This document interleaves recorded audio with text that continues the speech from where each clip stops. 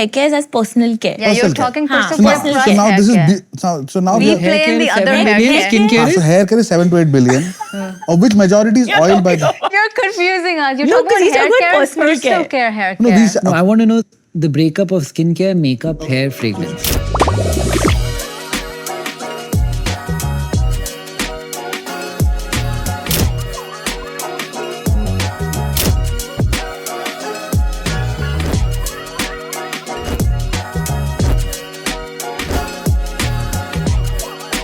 Ready? Start.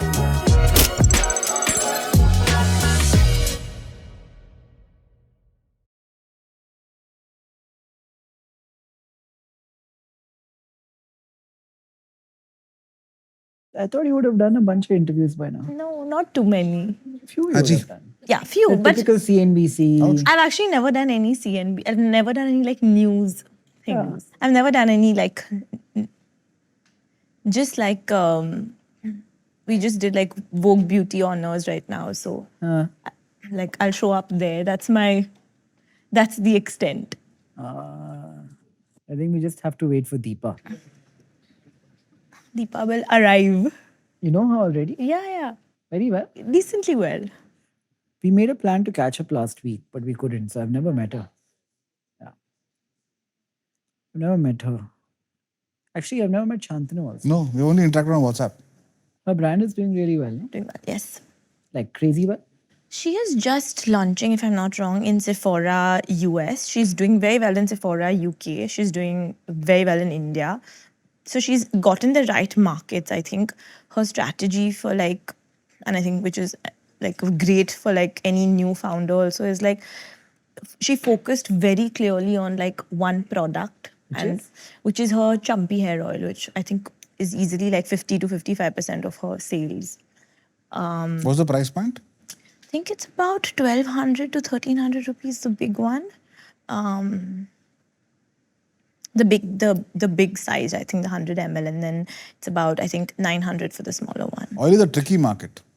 You know, but Hair oil is a tricky her market. storytelling also has been really, really good. Ready? Start. Is it the crew I know? Where are they? No, never mind. No, all good.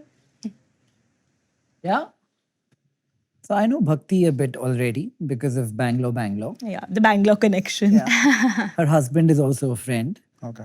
He's also a very talented musician, by the way. Yes. And he's in a band which practices like 200 meters away from my apartment in Oh Bangalore. God. And I've been to their jamming sessions. No way. Yeah. What's his name? What does he do? Tejas Goenka, and he is currently managing director of Tally Solutions. So it's a family-run, family-founded company. His granddad and his father founded it, and it's a software company. So I think India's any small and medium business in India will, do all their invoicing, all their inventory on Tally, right? So I think We all use Tally. Yeah. It's become a household name, and I think it's great to see, because I come from a family that's where I've seen my father work in a professional environment, and then you kind of get the exposure to see someone on the other side, to see how you can carry on family legacy and build it into something that's modern, that's current, and also transcend different perspectives. So I think he's an engineer.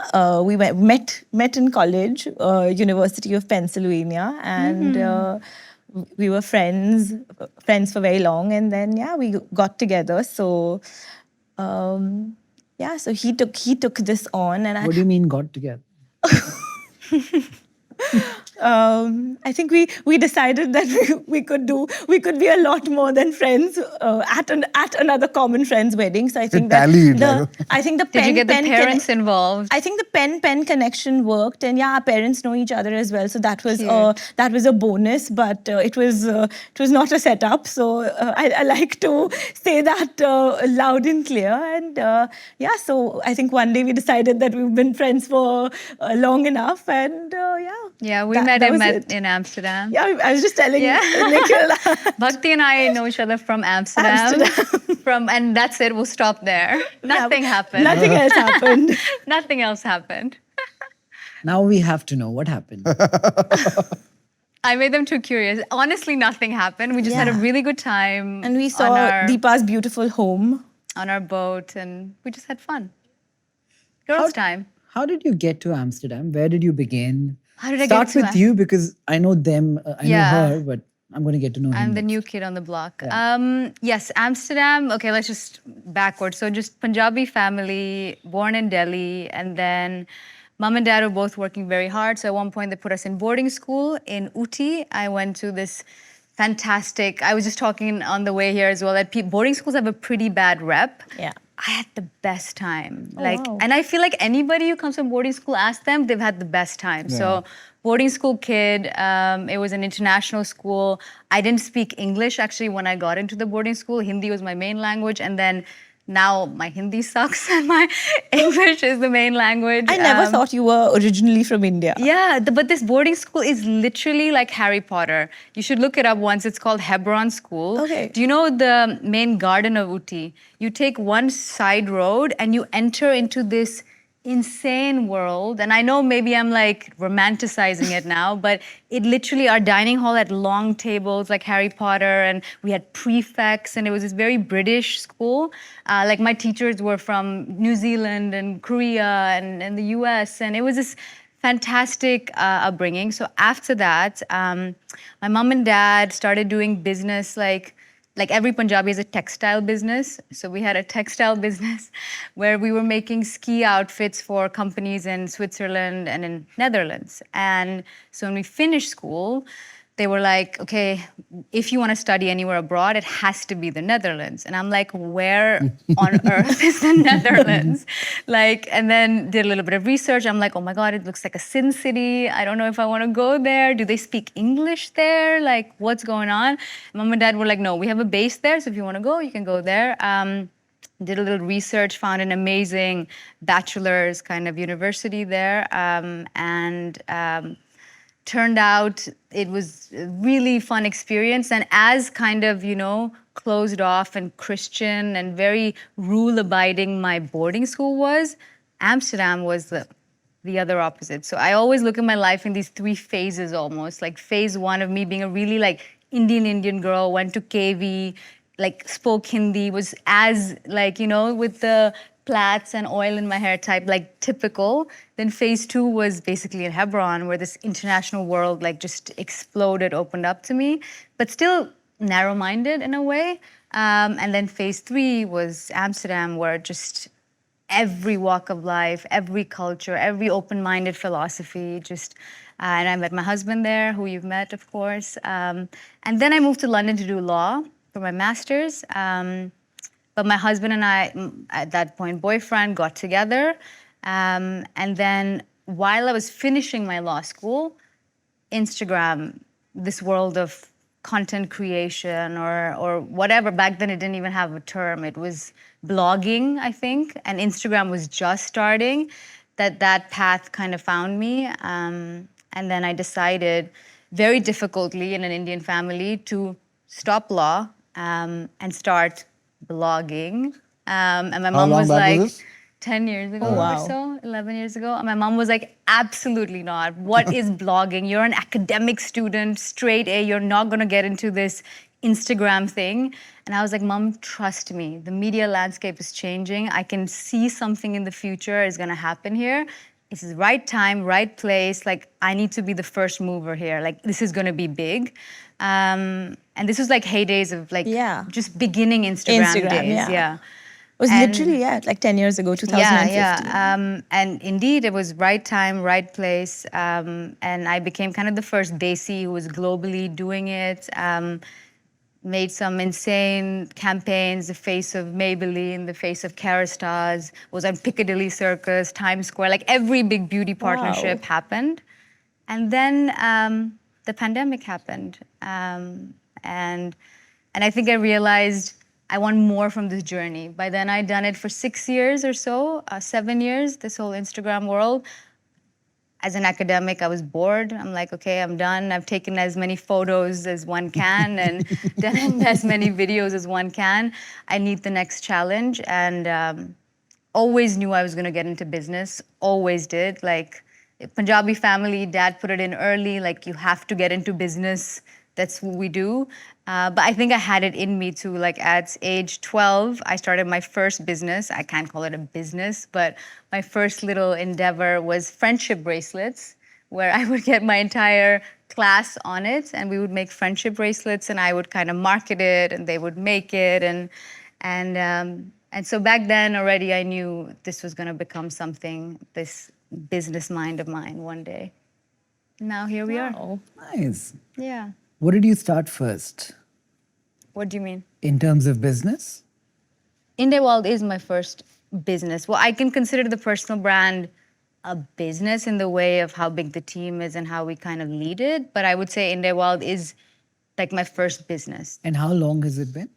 3.5 years. Nice. Yeah, it's been 3.5 years. What was the first product? Like the first? The first products were our 2 skin SKUs. We had the AM and the PM serum, which is basically like 12 serums in one, and the PM is like 8 serums in one. So I call it like the t-shirt and jeans of your skincare, where you don't need the 12-step skincare routine. One product does it all. And then the third one we launched, which is now the crazy viral one. I did a little PR for you. Yeah, is the Champi hair oil, That's which has awesome. become the household product. Yeah. And what percentage of your business is in India versus outside?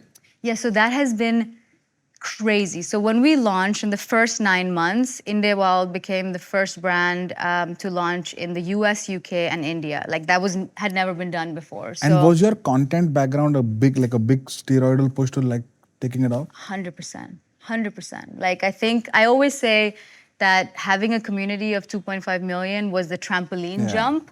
Like it gave the boost, but it's not obviously everything. Product but matters, yeah. And you also But built your community, I think, authentically. It took Yes, that yes. time because you were in the beauty space. So I think Yeah, that yeah. it's another fun buzzword, community. Community is everywhere now, and yeah. I really hope my investors hear this. They're like, why do you do this podcast thing? I'm like, it really helps. No one talks about shaving. So I need to be in the center of conversation in Yeah. some way. I can't. Because you started after the business started, Yeah, much right? later. Yeah. So they're like, oh, this is like a hobby thing. And are you even serious about? I was like, no, but I don't have the media budgets of a Gillette or a Philips or whatever. Yeah. Of course. So I need to be center of conversation. This is the lowest thing. Like unlike beauty, Absolutely. my business is zero conversation. Like when was the last time you spoke about your razor to anyone? Unless it's an investment. No one, no men don't Maybe talk. you Women should talk. shave and then people will talk about it.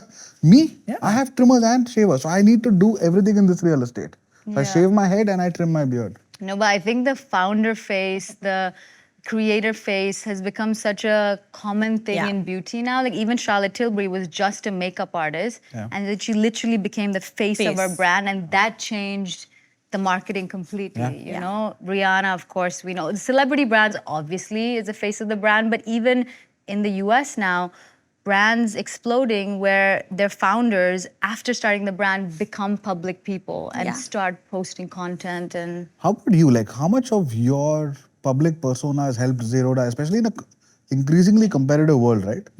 Are you seeing like a podcast does well, you suddenly get like a ton of views and then sign-ups go up, or I don't know if there's a direct correlation. you never thought about? I've thought about it, but have I been able to measure it? No. I hope it goes up. What's your Isn't it hypothesis? doing Like, really well already? Yeah. See, our podcast is very like non-monetary in nature. We don't have advertising or sponsorship or any of that. In fact, I take money from people who are guests and we do a charity project at the end of it. So it's the opposite of a capitalistic venture. The outcome we are very much going after that we want to elicit is somebody goes and starts a business in what we speak about. So today, for example, beauty and skincare, I hope when this is out, some young kid or a few of them pick up something that you said and start a business. So today is about that.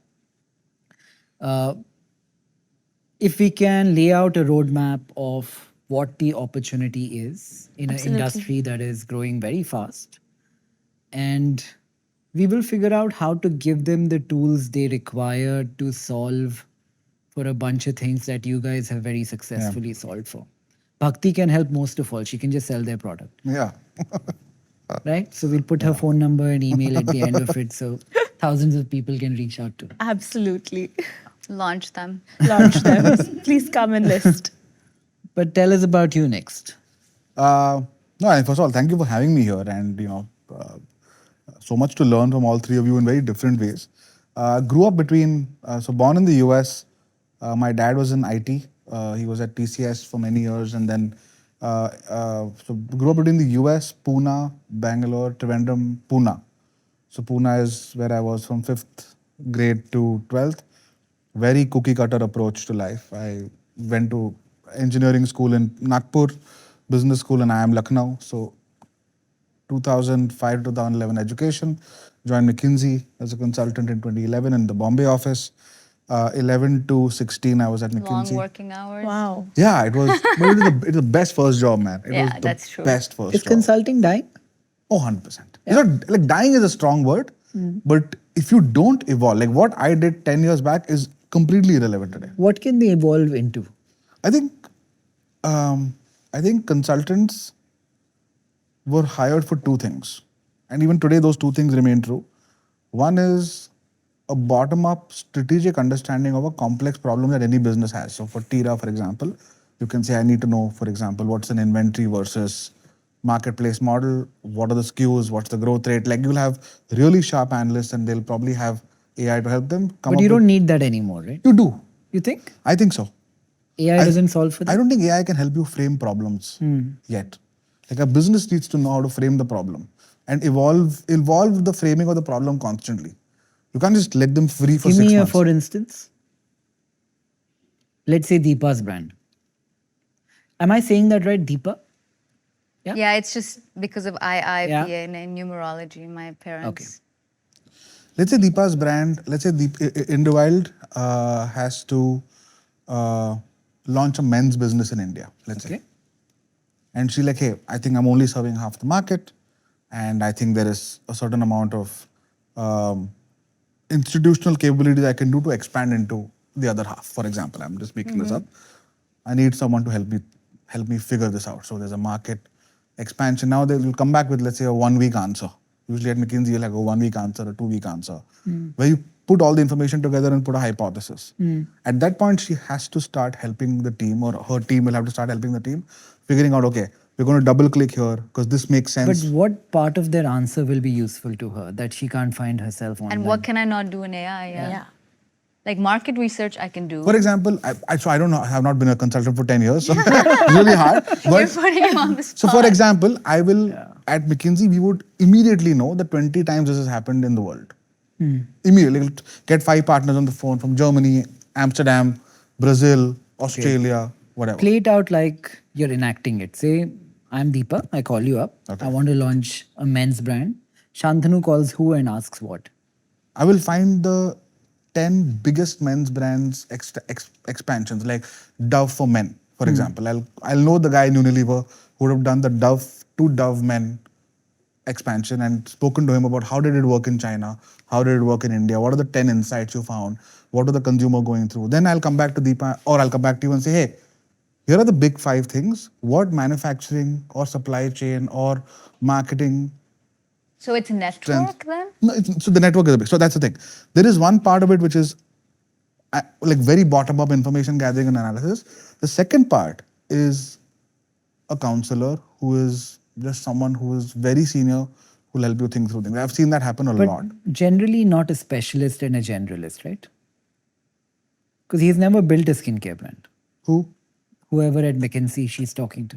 No, they've not obviously never done it themselves, but they're close enough to many people to have, it's like a venture capitalist or an investor, right? You have done enough and you're smart enough to do pattern recognition. But if somebody were, maybe I invested in a skincare brand, but if someone were to ask me what should I do, I would be the last person they should take But if you have advice. invested in 15 skincare brands across 3 fund cycles, you will probably have the right answer. But then why can't I get this answer from my board member from Unilever Ventures? You know what I mean? Like that board member, if she would contact her list of Yes. people, they would have the same contacts, they would have the same insights. So math to math, a board member who's from Unilever would probably cost the same as a McKinsey team for 3 months. So you You mean how one much way we or the give away in intellectually, equity? intellectually someone's giving you the. How much does it cost? I've never But used a McKinsey doesn't consultant. give me money. Unilever's given her money. No, but for Yeah. example, like that's probably what it would cost. Like we think about the equity returns you're creating for that individual would probably be the same, probably more. So he's more invested. A couple of crores a month for a good team. Yeah. Irrespective of my company size. Depend करता है. So for example, a lot of it. So the issue How with- big is your company, Deepa? In Sales? So we're gonna cross 100 CR net. And I need to talk in net because I think there's a lot of Oh, yeah. stuff in the press with GMVs and ARRs and everything else. So What I do you like mean by talking net? in net. Net sales after everything is taken out. So net of discounts, So the accountant will returns, say and is that revenue. cancellation. Net of what you pay a distributor, for example. Yes. No. Yes. Yes. It's the invoice value. All Yeah. invoice, Invoice put together. value. Invoice value. Back to my story. I was at McKinsey for 5 years. Started Bombay Shaving Company in Also, before I 2016. forget, another question. What are multiples in a business like this or that today? Is it 4x, Valuation 5x? multiples? Yeah. So this is the good part, right? 4 to Yeah. 5 times revenue if you're growing 40% year on year. If you're growing 20%? 3 to 4. Really? No, I think it's I've heard differently. Yeah, it can be anywhere between. It really depends on what category you are in as well. So Because in beauty personal care, there is the moment of transition is when you become profitable. When you start going from 4 times revenue, 5 times revenue to 40 times forward EBITDA. I've heard of cases That's the transition. with like 5 to 6 times on ARR.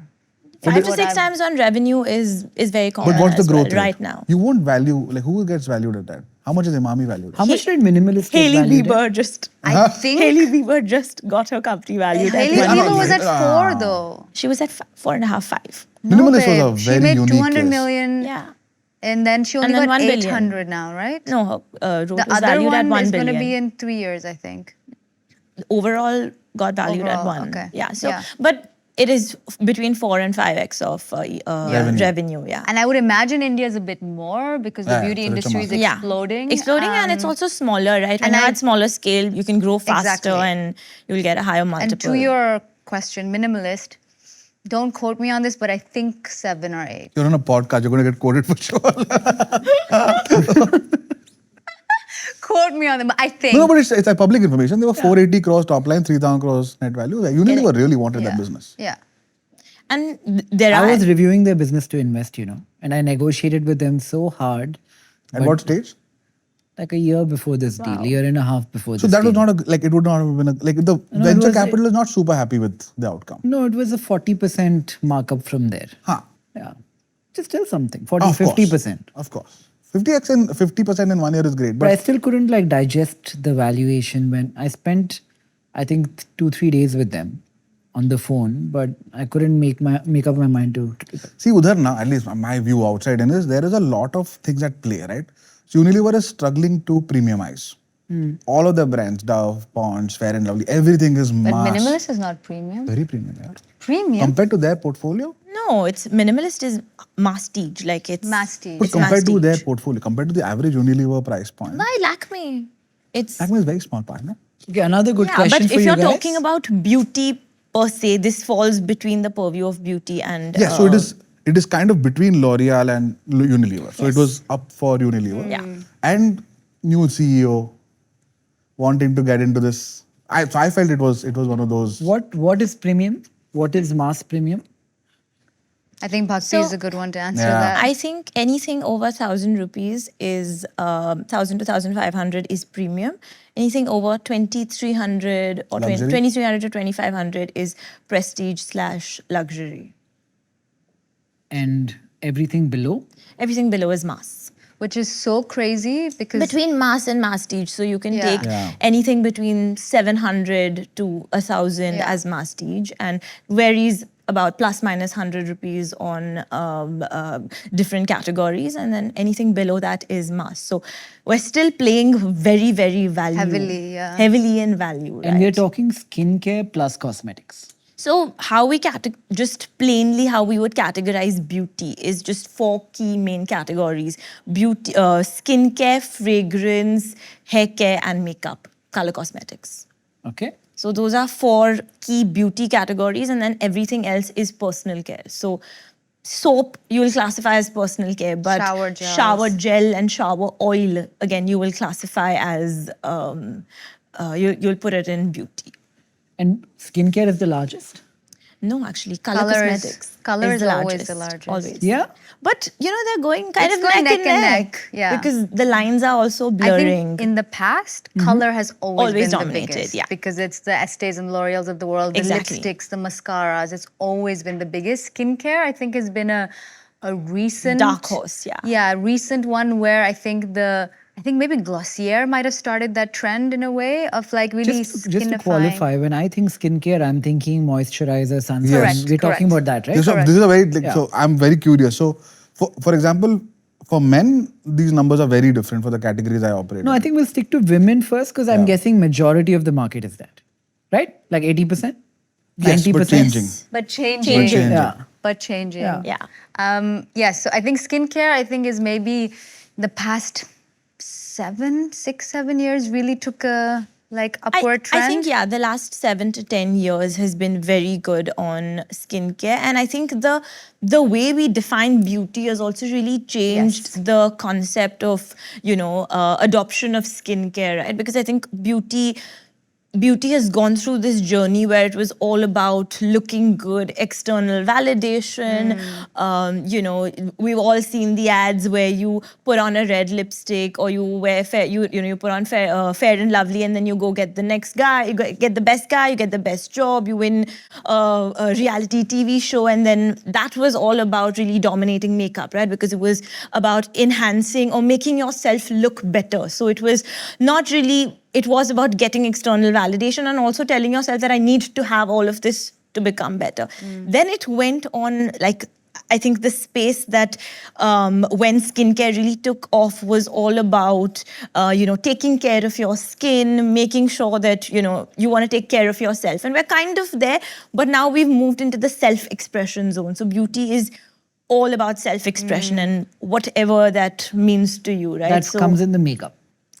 that is where the journey from makeup dominating beauty, whenever, even when we do work with ad agencies, a lot of them, they only look at beauty as makeup. Like that's how it went hand in hand. And you kind of started, you ignore all the other categories. If you look at the services industry, on the other hand, it's all about hair. So skin and makeup services are not huge. 70%. Wait, that comes under this?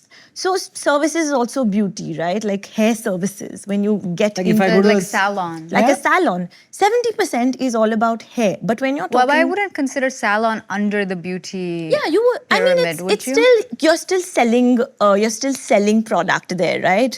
Like a Keristas. You're talking about the products sold at a salon, Products, not, not the, service. treatments. No, not but the it's still treatments. consumption, no? But it's still consumption on how people think differently. So Is that a big part of consumption?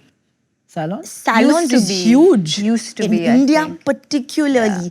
All professional hair care brands have started in salons. If you look at Keristas, they do majority of their business still through salons because And again, what does it take to crack a salon? Like if I am a new brand like Keristas? so India is very fragmented even on the salon space. So you'll have like 8 to 10 big brands that are dominating different markets, right? Like the north or the west or the south. And you have to actually be able to strike a deal. For example, and it's a Keristas, if they go into any salon, they don't allow any other brand to be there.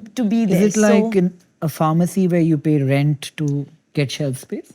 It's a lot more than that. You have to give them product that you can use on a service. So you basically craft an entire treatment menu with your product, and then that's how you actually sell your product, because it's all about the after sales service and after sales purchase, right? So if I like a product, if I go to my hairstylist who I trust, because again, beauty is all about trust and believing in someone who you believe is an expert. So when I go to them and my hairstylist will tell me, Bhakti, your hair is falling. Why don't you use this serum? and let me use it after I, shampoo your hair before blow dry. This is how you use it. And the weather's really dry outside, so maybe you should try this shampoo that's moisturizing and that'll make your hair, hold well in this weather. And then at the end of it, he's used all of that on me, and then he'll be like, "Listen, do you want to buy it?" And I'm like, "Oh, I really like my hair," because again, then So it does goes it- back to validation. Does a salon optimize for best quality product or the highest kickback or margins?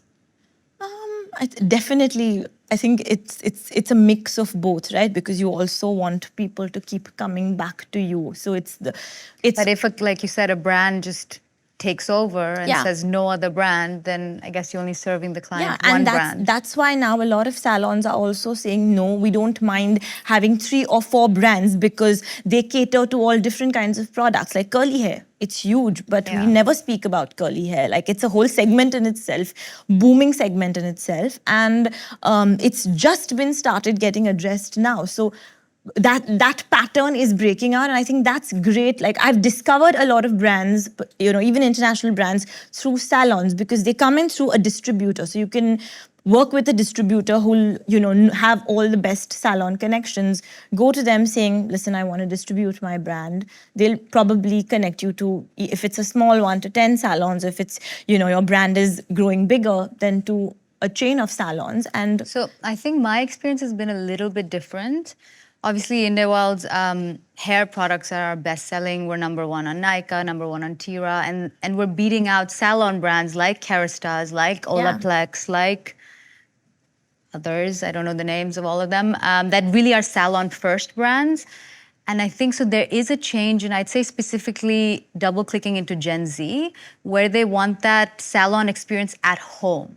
They want it fast, they want it Absolutely. quick, they want to do it themselves, but they want the level of that expertise and ingredients and salon-like feeling, but to be able to do it themselves. And so when you notice, even if you look at the new shampoos that are coming out, everything is so intelligent now. Everything has to be bond repair and peptides and proteins and ingredients led, that the customer feels like, why would I go to a salon and spend 4,000 on getting the hair done first, then get fed these thingies when I can get it quickly from Tira by the next morning, and it claims to have all the same things.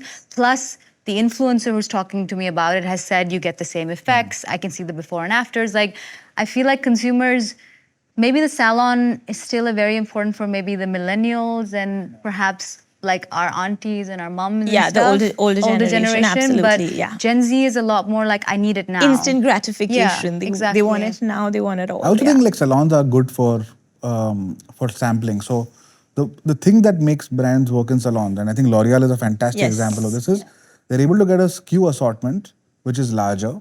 So they'll do like 500 mls and 1 liter. And shaving foams, they'll do like a 2 kilo pack, Yeah. stuff like that. John will do a good job with that. The customer and the consumer are different. So the customer is the stylist. The consumer is the person who's doing it Yeah. on. So the consumer probably gets it done the first time, and then will come to a Tira and As a say, second okay, purchase, Yeah, and yeah. YouTube Exactly. how to do this. Yeah. Tira pe kitne ka mil raha hai, and then they do it themselves. Second thing Do is, they look for the same brand when they're on Tira? oftentimes. The second thing that I think really good salon first brands do is they invest a lot in training. Training. Yes, training. They'll Yeah, do a huge. lot of like Training. these, they'll have massive teachers, they'll go into these academies, they'll call 50 stylists in one go, Yeah. keep them for a week, like take them through it. So now there's a product which is assorted for a salon, then there is a stylist who's trained to use that product to the optimum Yeah. performance. Then the consumer leaves the salon saying, hey, that was fucking amazing. Exactly. Now I want to come and see how And much it's then for. the repeat goes on to, any platform. They go onto a Tira and they're like, okay, now we keep buying it. And again, going back to what Deepa said, right? I think that Gen Z is a lot more comfortable figuring it out for themselves. I think the Yeah. millennials and, all the, everyone older than that is very used to getting it done. So they feel a lot more comfortable saying, okay, mere stylist ne kaha hai, I'll get it. Now, And I think now I who feel we comfortable. look as experts has Experts. changed. Exactly. So- like, I think millennials look at experts as the trichologists, dermatologists, like salon Yes. hairdressers. Yes. And the Gen Z is looking at influencers KOLs. and like, KOLs as their experts. What is KOL? Key opinion Would you leaders. want your brand to be in salons at some point? Have you thought about like a salon range? I mean, Inde Wild is such a like wellness, Ayurvedic. Like I can see that happen. Especially, I think our Champi hair oil, like reinventing the Champi in this really cool hair treatment way. I can see it, but I think at this point we're good with our Self-use. online and like our retailers. And I think next step perhaps could be more spa-led first, perhaps, and then the phase after that could be salon. Deepa has really nice hair. Thank you. You need to get my oil. I need to send it to you. I will send you my oil. Do you oil every day? No, that would be crazy. I oil usually once a week. We call it Sunday Champi. That's kind of the thing we've made with our brand, where every Sunday our community Champi's with us. Wow. Girls go to Pilates with oil in their hair. Girls go to groceries with oil in their hair. I've worked out with her Champi hair See? oil on a Sunday, so it's And you keep it on all day? No, we keep it on for an hour, 2 hours, and then you wash it out. It's almost, honestly, it has become a movement of sorts with the Gen Z because this thing, the Champi, the hair oiling, was a PTSD to all of us growing Yes. up. I mean, I hated it. Like you would have to go to school with it. It would stink. It would plait be your hair, heavy. Like you just didn't like the experience of oiling your hair, and especially if you go abroad with it, that you would be made fun of. So Indians abroad, Indians in India, all of us together have this really bad experience of hair oiling. And what Inde Wild did is we took that very same experience, turned it on its head, and made it cool. And now there's this clean girl aesthetic where it's all about the slick back and updos. Do it with the Champi oil. That's and, cool. Yeah. And so it's become like, instead of using a wax or a gel, use this oil that is really good for your hair while you do a cool style with it, and then really treat your hair every Sunday, and the before and afters speak for themselves. So We I were think ideating a jewelry brand recently with lab-grown jewelry, lab-grown diamonds. And two people we were consulting, Kishore and Santosh Biani, they were talking about how the youth is buying not a new product altogether, but they're buying reimagined old. Yeah. Is that something that's working for Champi? And do you agree with that I analysis? think 100% for the brand as a whole. Like Inde Wild, I think really resonates with the new India because we just take age-old Nani ke nuske, scientifically back it, make it super cool, and bring it out again. And I think it's definitely that nostalgic element that our products give, while it being something that you're really cool to show off to your friends. Like our dewy lip treatments, there are lip balms, Bhakti loves them. The rose. Yeah, the rose. They basically have ghee in it. Could you ever imagine a lip balm with ghee in it?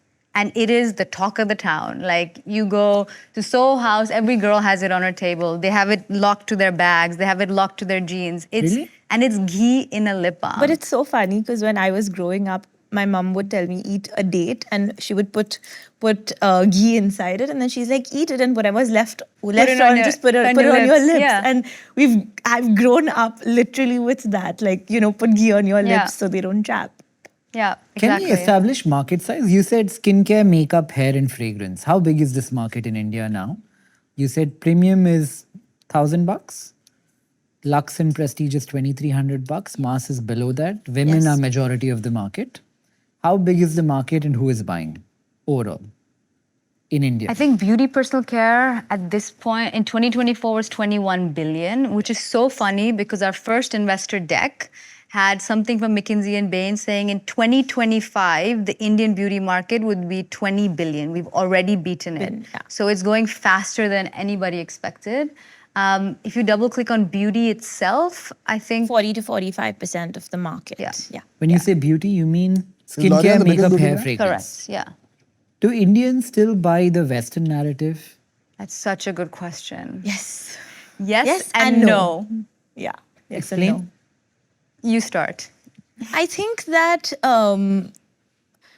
there was a time when a lot of when particularly when Mac entered, right? I think they came, they had first mover advantage, entered the market and really took it by storm. There was no Indian brand, there was no global brand other than Maybelline, and Lakme, as we always all know, has changed the game in the mass segment. But MAC came in and kind of, we were all, I think, the millennial generation was the first one that started, traveling and going out and getting a little bit of the taste of what beauty was, in the Western countries. And I think that when that MAC phenomena began, we were all, oh wow, this is made in Italy, it's made in France, it's come from the UK, it's come from the US. There was that whole enigma to kind of, want and just be that, right? So it was, whether it was in looks, whether it was in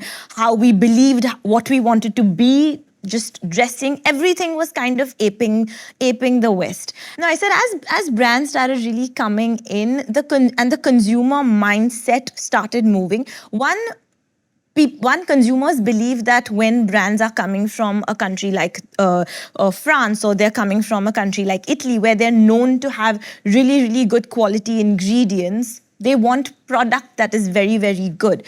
But I think when it comes comes to a brand and storytelling and who they identify with, that identification has changed very beautifully. They realize that they were not seeing people who represent them. So I think when it comes to what they expect from a quality perspective, yes, there is a want to emulate the West in product standard, in quality, in transparency, in how they talk about claims. I think Europe has the highest standards when it comes to safety and ingredients, and transparency, and the consumers today in India demand exactly that. Do they want to see the same kind of brand storytelling, the same kind of,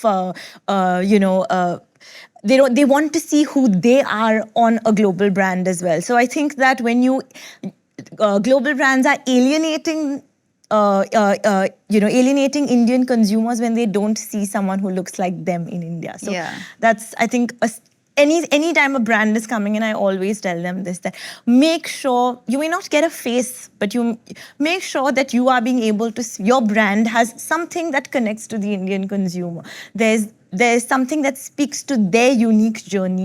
That's something that's dear to them and their values. So I think that is something that has changed, and what's not changed, I think, is the standards. But traditionally, the opposite worked, right? Yeah, so I think in India, like growing up here, I think we had a colonial hangover. Like I think majorly. Everything Don't was... we still?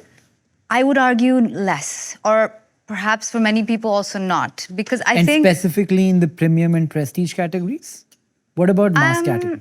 I'll get to that in a second, but I think the Eurocentric ideals of beauty, the colonial hangover, I think we, like you said, anything that came from the West was just way better, way superior. India could never, because look at our backyard, look at how dirty everything is. But I think as time went by in recent years, there's this pride, there's this nationalistic Indian pride that I have seen in myself. I think when I first went abroad, I myself would be like, oh yeah, I've studied, I have cousins from America, or like I've studied. And now, so proudly do I say I'm from India. And I think it's been a conglomeration of so many different... But still marry a white guy and live in Netherlands. But love I can't choose, right? I happen to fall in love with a white guy. They kill me for that. You ran straight in there. I know. And you know what happened actually when I got married and I posted these beautiful wedding photos? Some Indian men literally were like, didn't we have enough men in India? I'm like, guys, you don't choose who you fall in love with. But no, back to this story. So then I think now, with everything that India is doing, like the global south is where it's at. India is the epicenter of beauty in our industry, but also in so many other things. It's where it's going to be. But we're still buying more Estee Lauder. We're not, but that's what we're arguing. We're majority. not. I feel like, as I think we'll get to that, is that L'Oreal I think there's and a Estee Lauder. shift. There's a significant shift in homegrown brands dominating, minimalist being a big one, right? And something to be said about timing. Can you put a percentage to this? Say, 5 years ago, how much market share did L'Oreal and Estee Lauder have? And how much do they have today? The belly of the market, Nikhil, is still very mass, right? So mass Exactly. and masstige. So while L'Oreal Paris and Maybelline play in that segment, it is still a Lakme and a Maybelline that dominates. So Lakme is still sitting on the top of the color cosmetics charts. Exactly. There's Lakme, Maybelline, and MAC. But do you think people look at minimalist as a nationalistic Indian brand, or it seemed foreign to begin with, and they never That's a good question. spoke about their story?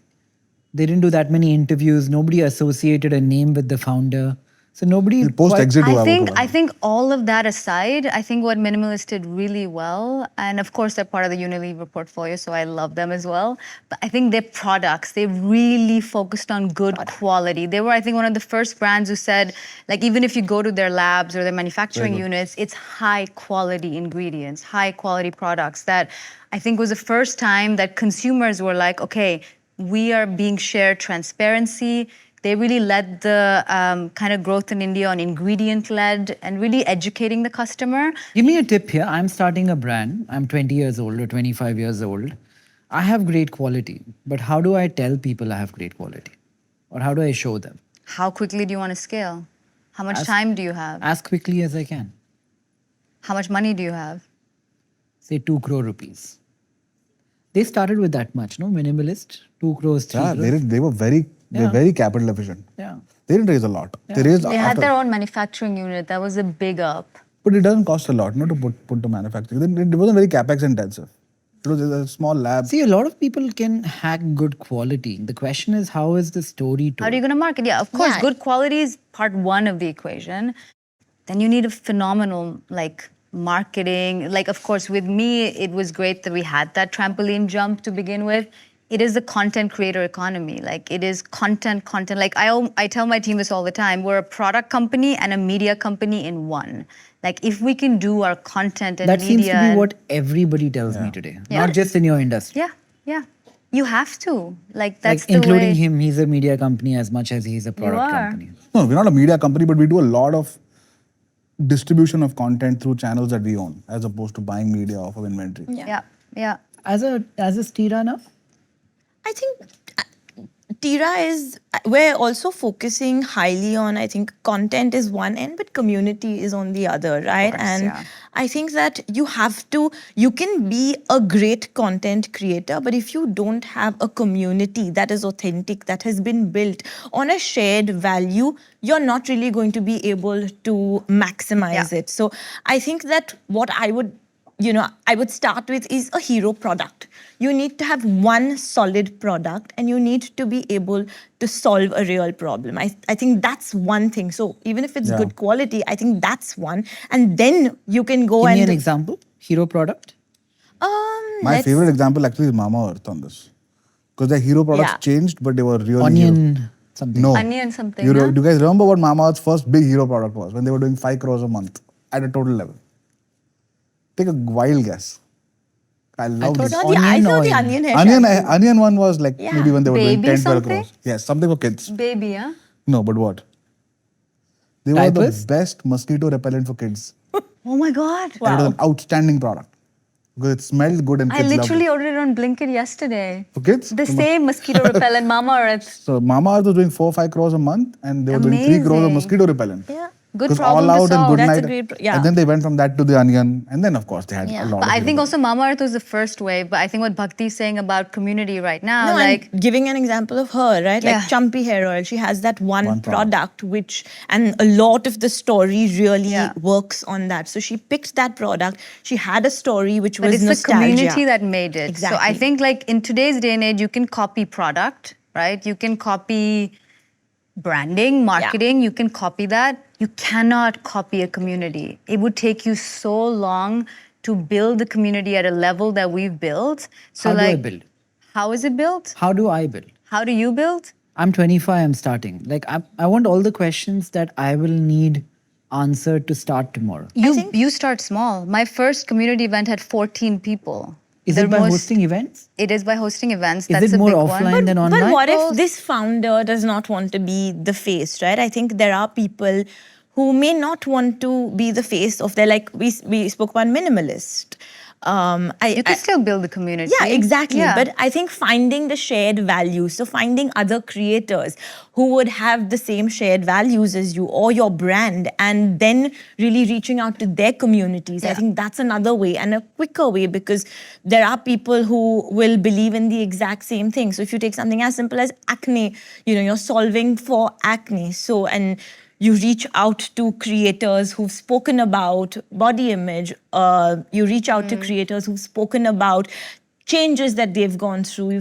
Who talk about their journey, and or even experts, right, who know how to solve this issue, and then reach out to their communities versus putting yourself out there as well. That's And offline helps, but a lot can be done online as well. I think online is huge. So Okay, I think community. I'm starting with 2 crore rupees. Yeah. I'm trying to build a community. Yeah. Well, where are you playing first? That's the first question. I have some Yeah, questions on the channel. market. So for me, like I always like, D2C, I guess, no? Yeah. yeah, I think GTM will be D2C will be interesting. But for example, the market is, by the way, hair care is 7 to 8 billion. Skin is 6 billion. Beauty what you're is- talking about also hair care as personal care. Yeah, you're Personal care. talking Huh. personal care Personal plus care. So now hair this is care. so now We we are- play in the is other 7 hair billion, care. skincare so hair care is 7 to 8 billion, of which majority is oil by the. You're confusing us. You're No, talking 'cause about he's hair talking about care and personal personal care. care hair No, care. okay. You said BPC, right? Beauty and personal care. Yeah. Or you're saying only beauty. No, I want to know the breakup of skincare, makeup, Okay. hair, So fragrance. you said skincare, right? So hair is 7 to 8 billion, of which majority is oil, by the way. The rest is shampoo, Parachute, conditioner, yeah. parachute, and Champi's Vatica coming for and ya. Champi, all of that. Right? So if you are looking at the skincare, fragrance, How big is makeup, skincare? 6 to 7 billion. skincare will be about 30%. Okay. 25 How big is to makeup, 30%. color cosmetics? 3 Makeup billion. is also similarly 30%. 3 billion? Yeah. You can take actually skincare as about 20%, makeup as about 25 to 30%.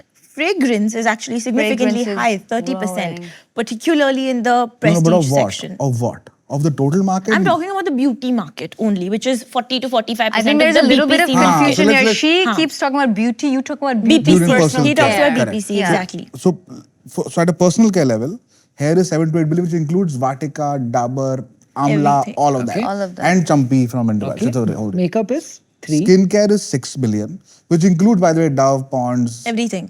Dettol, all the stuff that you were talking about, moisturizers, Glow and Lovely, everything. Okay. Then beauty is 3 billion, of which I think the What is division. beauty? Beauty would be color cosmetics. Now there will be some. Now I don't know where minimalists will either sit in skincare or beauty. I think Nielsen will say We'll it lie in differently. beauty because it's It's skincare. in beauty. That's Skincare. 3 billion. And fragrances is 3 billion. Okay. So beauty is growing faster than personal care, which is Yes. everything FMCG other than these 4 categories. And as I said, even in hair care, there is a difference. So there's certain, and this is a forever, there is no right answer to how you segregate this, right? There's every, Because there's always every gonna report, be- every report has a different And answer. there's a few products that are gray. Exactly. Like, the Glow and Lovely, we consider BPC. We wouldn't consider them in beauty pure, but technically they're a moisturizer. You know what I mean? So there's a few, I guess, those conglomerate brands and the ones who have really been like legacy brands, brands, yeah. but mass, we consider them part of BPC. The skincare, like a minimalist wouldn't be BPC, that would be beauty. Okay, let me rephrase my question. Tell me which category is growing the fastest? Skincare. Fragrance? Yes. Fragrance? I think fragrance is skincare growing really I think fast. fragrance 13? is going to grow really fast. Fragrance is growing really fast. It's And crazy. fast, you mean like 15%? No, I No, think skincare so they're all growing between 10 to 13% because beauty is growing at a 10%, 10 to 11% CAGR if you were to right start now. today, start in a place where there is one is growth rate, the second is disruption. Yeah. And I agree with her. I think fragrance is seeing insane disruption. 100%. From last Explain. 15. Because why? Is if you look at the Indian fragrance market right now, there's one of two things. You have the really expensive Chanel, Tom Fords, blah, blah, blah, above 10,000, 15,000, but originals. Then you have dupes, which I don't know the brand names fully, but they literally sell dupes of, say, the best-selling Gio Aqua de Parmas, blah, blah, blah, blah, blah. $5.99, I know this $6.99, brand. $7.99. Bella Vita. Yeah, Bella Bella Vita. Vita. We do it. Exactly. We do it. Like a lot exactly. of people do it now. And that's really mass. This entire segment, basically between 1,000 to 10,000 for the grabs. Yeah. Like it's empty. Also, It's there's a just- lot happening with fragrances. So there's something called perfume wardrobing that's happening. Yes. Yeah. Layering. Explain. Layering. So one is layering, second is perfume wardrobing. So when I grew up, Different occasions. yeah, different my moods. dad and mom or I had like 1 or 2 fragrances or Yeah. perfumes at any given time. Today, a 25-year-old Bombay Shaving Company employee is buying 3 new fragrances a month. Yeah. So now you're buying 10 ml, 15 ml, 20 ml SKUs, packs of 4, packs of 6, packs Yeah. of 8. So the entire, like Son Papdi ki tarah bikta hai Reliance mein. Literally, it's Yeah. kind of kept So stacked people one are on top. putting 3-4 things on at the same time? No. So that's That's the layering part. That's one trend. That's layering, Layering. where you like layer different to make a whole new fragrance that's unique to you. Do you the do other that? one, do I do that? Little bit, yeah, little Do you bit. do that? Yeah, Like you'll pick your favorite like Joe Malone, or you pick your Exactly. favorite like Tom Ford and mix Mix it. them. Then it's like your fragrance. And it's also different on you. That's Shah Rukh 'cause- Khan said, no? Sorry, I interrupted you. Sorry. No, I said it's also different on you because everyone has a different, smell that they have, a Yeah. particular But one. what he's talking about is fragrance wardrobing, Wardrobing. where now also for every mood. Oh wow. For every mood, like date night, I want this fragrance. At work, me wants this fragrance. Like evening, chilling with my girlfriends, I want this fragrance. So you have like a Also different on the go, right? mood. You're carrying it in your backpack On the and go, stuff. yeah. On the go, refillables. I also think in fragrance, one more thing that's really exploding is the the cleanness of ingredients. Because I think for so long, beauty in general, people are becoming more conscious of ingredients and Yeah. how clean they are. But in fragrance specifically, under the name parfum or fragrance in your Inky list is how do I explain Inky list? The percentage of all your Yeah, Inky list is like ingredients. the thing that you have to write on your label, Regulatory. all the regulatory Yeah, ingredients. regulatory. So with perfume, you can literally just say parfum and get away with it. But what people have found out is that there's a lot of endocrine disrupting ingredients like phthalates and this, that within perfumes that get in that people have been selling for so long. And a lot of the infertility rates and all of that stuff is increasing because of these phthalates.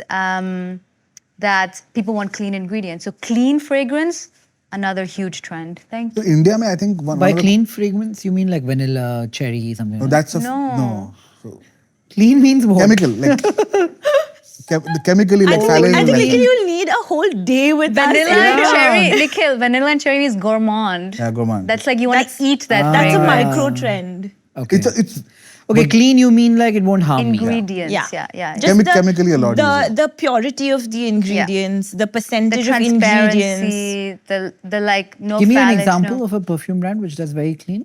In India, I don't know. In the West, there is Josie Maran. It's this brand, like a body care brand, that now have done this really strong movement on their no alcohol as a base, which is what majority of fragrances have. So they reduce the alcohol because it's like drying for your skin and hair.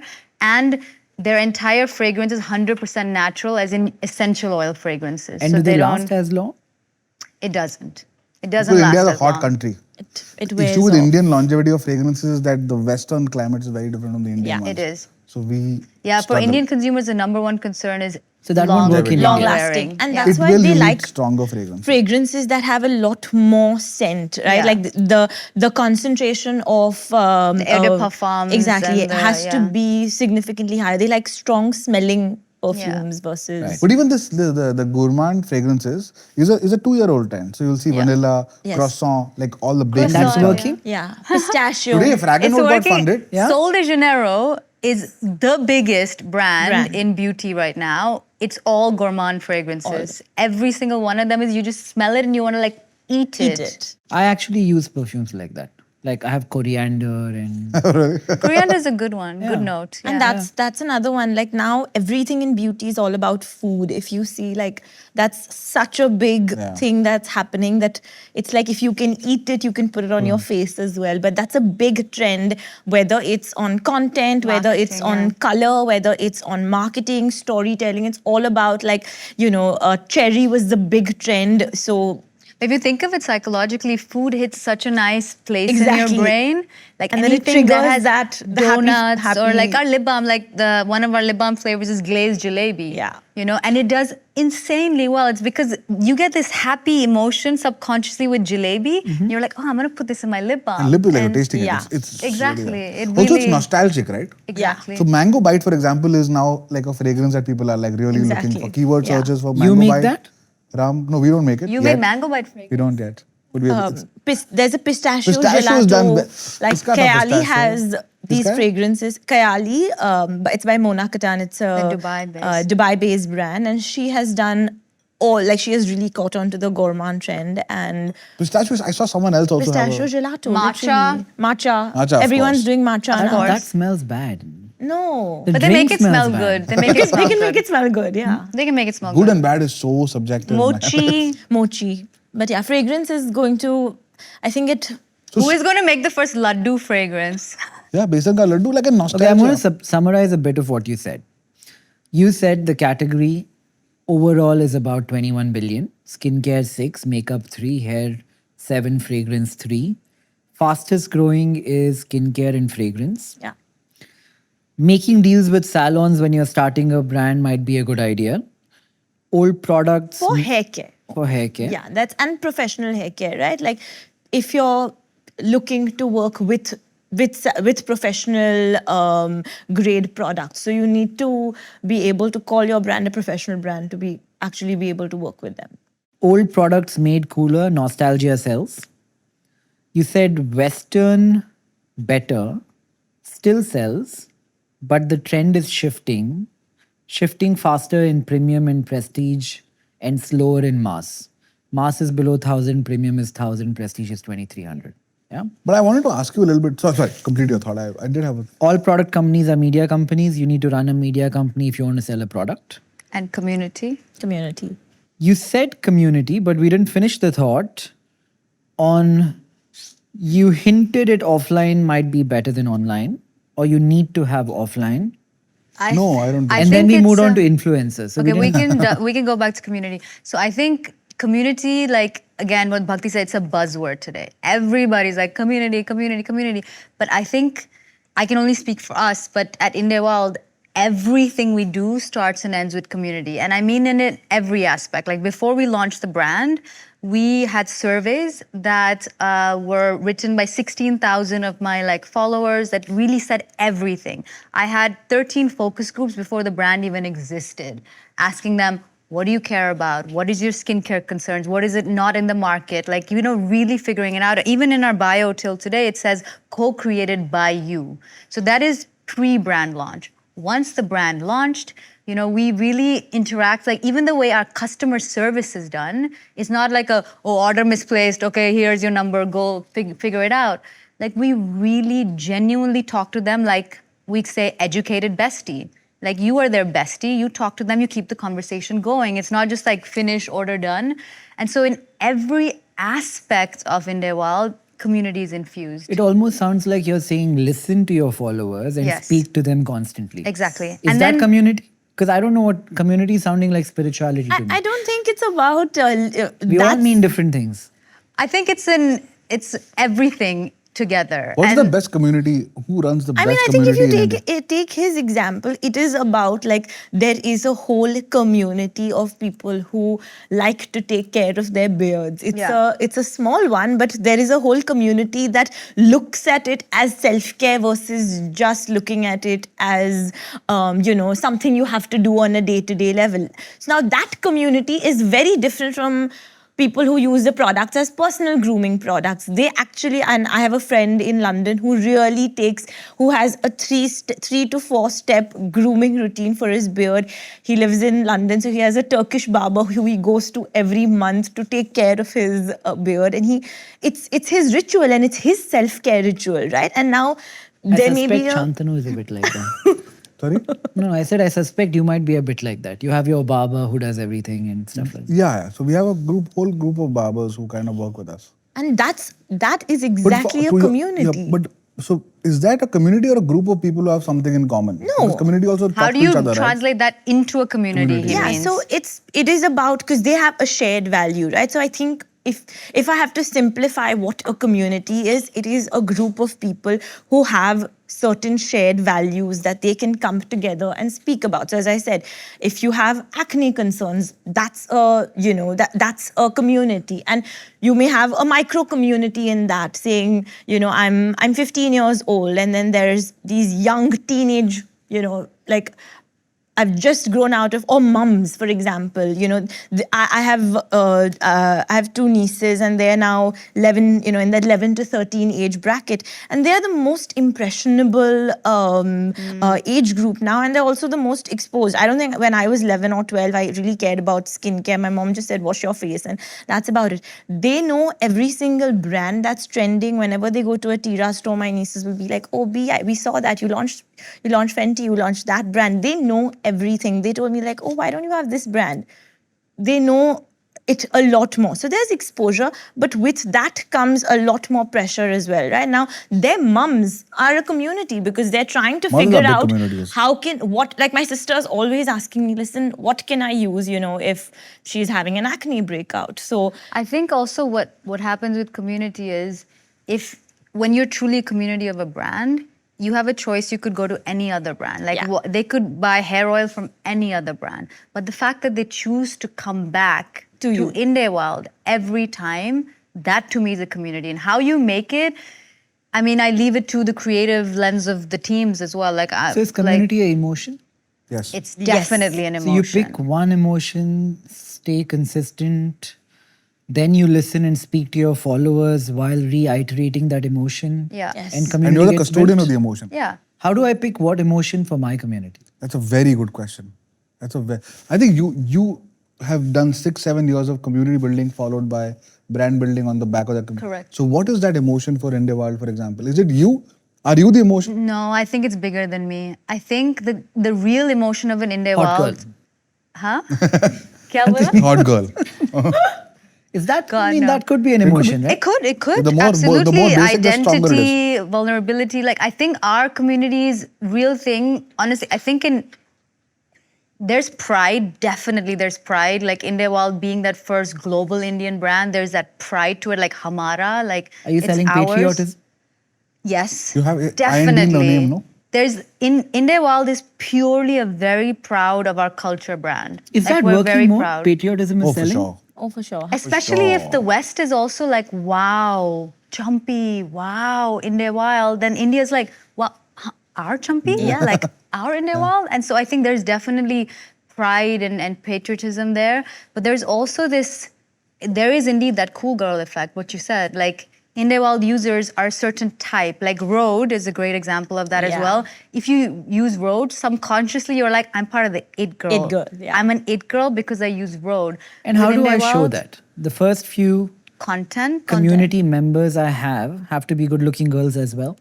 Not good looking necessarily. It's more, what does a confident girl exuberate? It's confidence. It's you're dressed well. You're sure of yourself. Like, it doesn't have to necessarily be hot, but it can also be imperfectly beautiful. Let's actually do And this. Let's it's do also this. lifestyle, right? You talk about the Exactly. lifestyle that comes with being the it girl. Yeah. So my circle of friends, my buying yeah. into the wellness, I go to my Sunday Pilates in the matcha with morning. my Pilates, my You're athleisure. depicting affluence by making it about matcha and Yes. right. So Affluence and is- identity. So but let's do this thought experiment with your company. You have 2 crores. You know you're going to build a brand in He hasn't fragrances. said if it's women or men's yet. Let's figure it out. women's. Okay, acha. I don't want to build for He's a But the market thing- which is He's just normal. like, it's too slow growing for me. But if you're going to build fragrances, Are you building a fragrance? then Yeah. the world is Let's moving gourmands. towards unisex, by the way. Yeah. Gourmand fragrances. I mean, I want you to tell me. I think gourmand. I think it can be for every mood, right? So you can have a whole variety of fragrances. I think what you would pick is a hook. Like, for example, Joe Malone is based on these beautiful ingredient Yeah. stories, and they really, really present it Okay, so let's well. say Nikhil's fragrance company. Yeah. Actually, don't say Nikhil because I probably have a community. Let's say, What the fragrance? huh? What the fragrance? What Yeah. the fragrance? Okay. What the also has a community. Yeah. girl. Yeah, Let's say- that's the whole thing, no? Let's say my name is Dilip, and I'm building a perfume company. First question, what is your emotion I'm that you want to 25 sell? years old. I live in Bangalore. You have 2 crore rupees. I have 2 crore rupees that I borrowed. I spent the last many years of my life going to an engineering college, but today AI has come and I'm feeling very Irrelevant. obsolete and irrelevant. First question, what's your why? Yeah. Yeah. What's the white space? What's my why? A What's your fragrance why? company? Why are you, engineer at 25, wanting to build a fragrance company? It's a very good question because there are many reasons why people are Because doing this. I go to an engineering college in South Bangalore. I used to go, and people smell really bad, and I want to change this. Excellent. I actually really like that. That's a good point. That's a very good start. And why do they smell bad? Because they don't use fragrance. No, they probably do. You're smelling them in the evening. Sweat.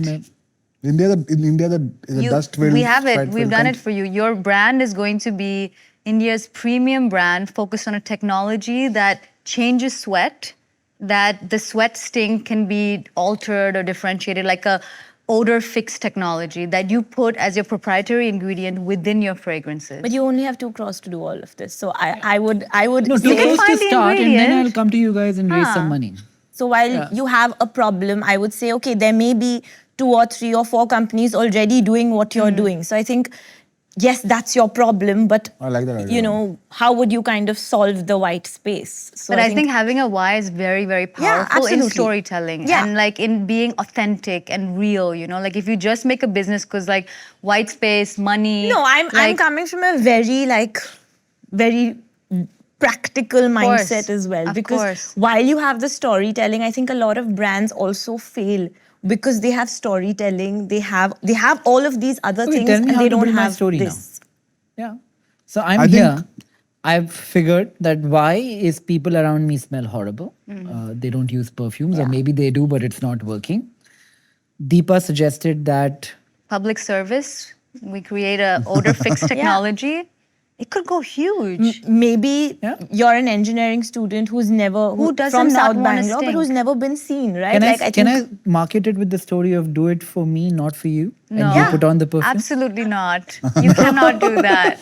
You But there are can't some- market it like that. you will not build a using, community, like, a you will lose it. sarcastic, marketing technique, which is also very out Yeah, there. And that's there is true. a market for it.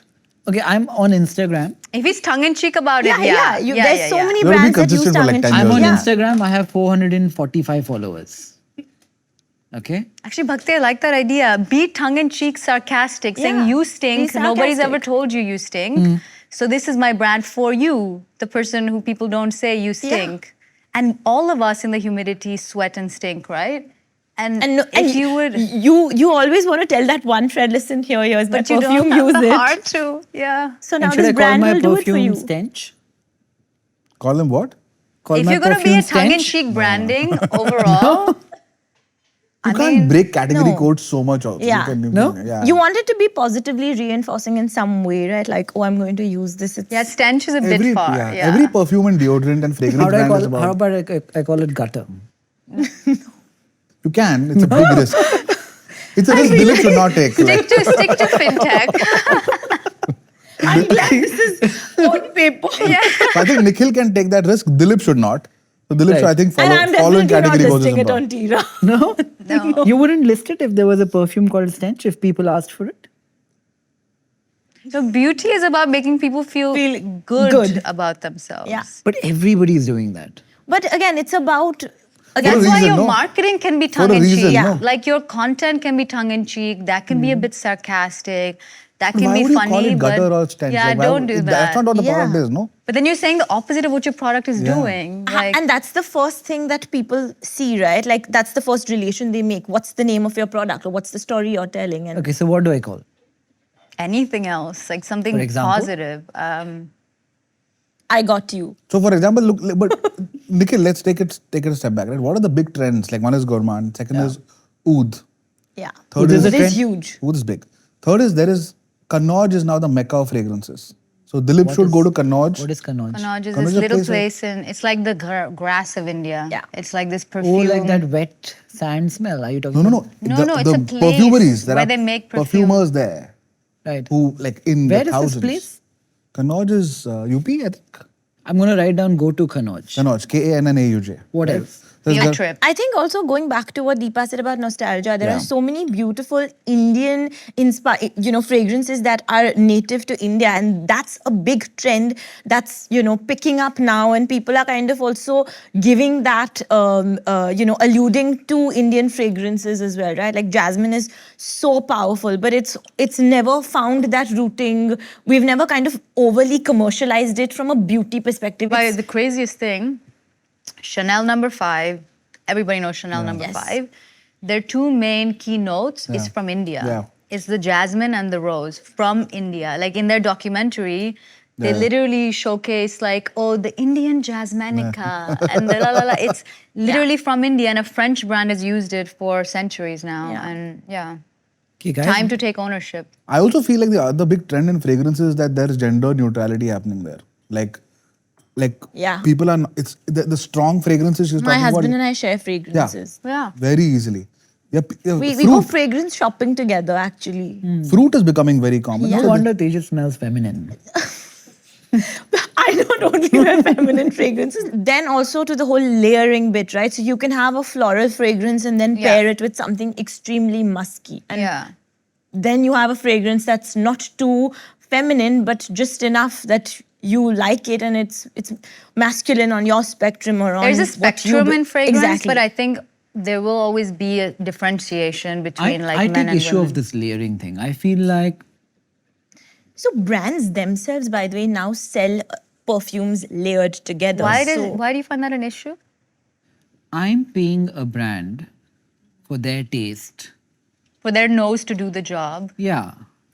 Why do I pay Chanel's perfumer or gourmand or whatever he's called money for his taste and his nose, and then I take it and try to make it my own? But it's like you're saying that you'll buy all your clothes from the same brand. You're playing. No, I will not go to, say, Tom Ford and say, okay, now stitch a flower over here and then cut this part off and make it in Nobody a will certain go I think it's just creativity. It's about just self-expression. individuality and self-expression. You just Minimalist ka first brand was actually this whole.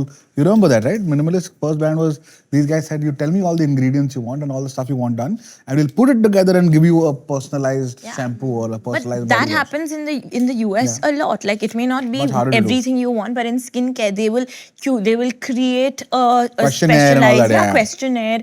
how Basis does that your business skin model time. work though? It's very hard. I've tried that. It's a pain in the Yeah. ass. It's crazy. Nobody would I do mean, it. your supply chain just goes for a toss. But I think that people have tried it, right? Hyper personalized skincare. So that's there now, because remember we were talking about how beauty has been through those phases. Beauty is in this self-expression phase. So while it's a shared value, community is also driving beauty, it's still you. There is a you and an us, and the you part of you is driving all of these But you know what? movements. I think we're Bhakti, I think for your overcomplicating business, this. Huh.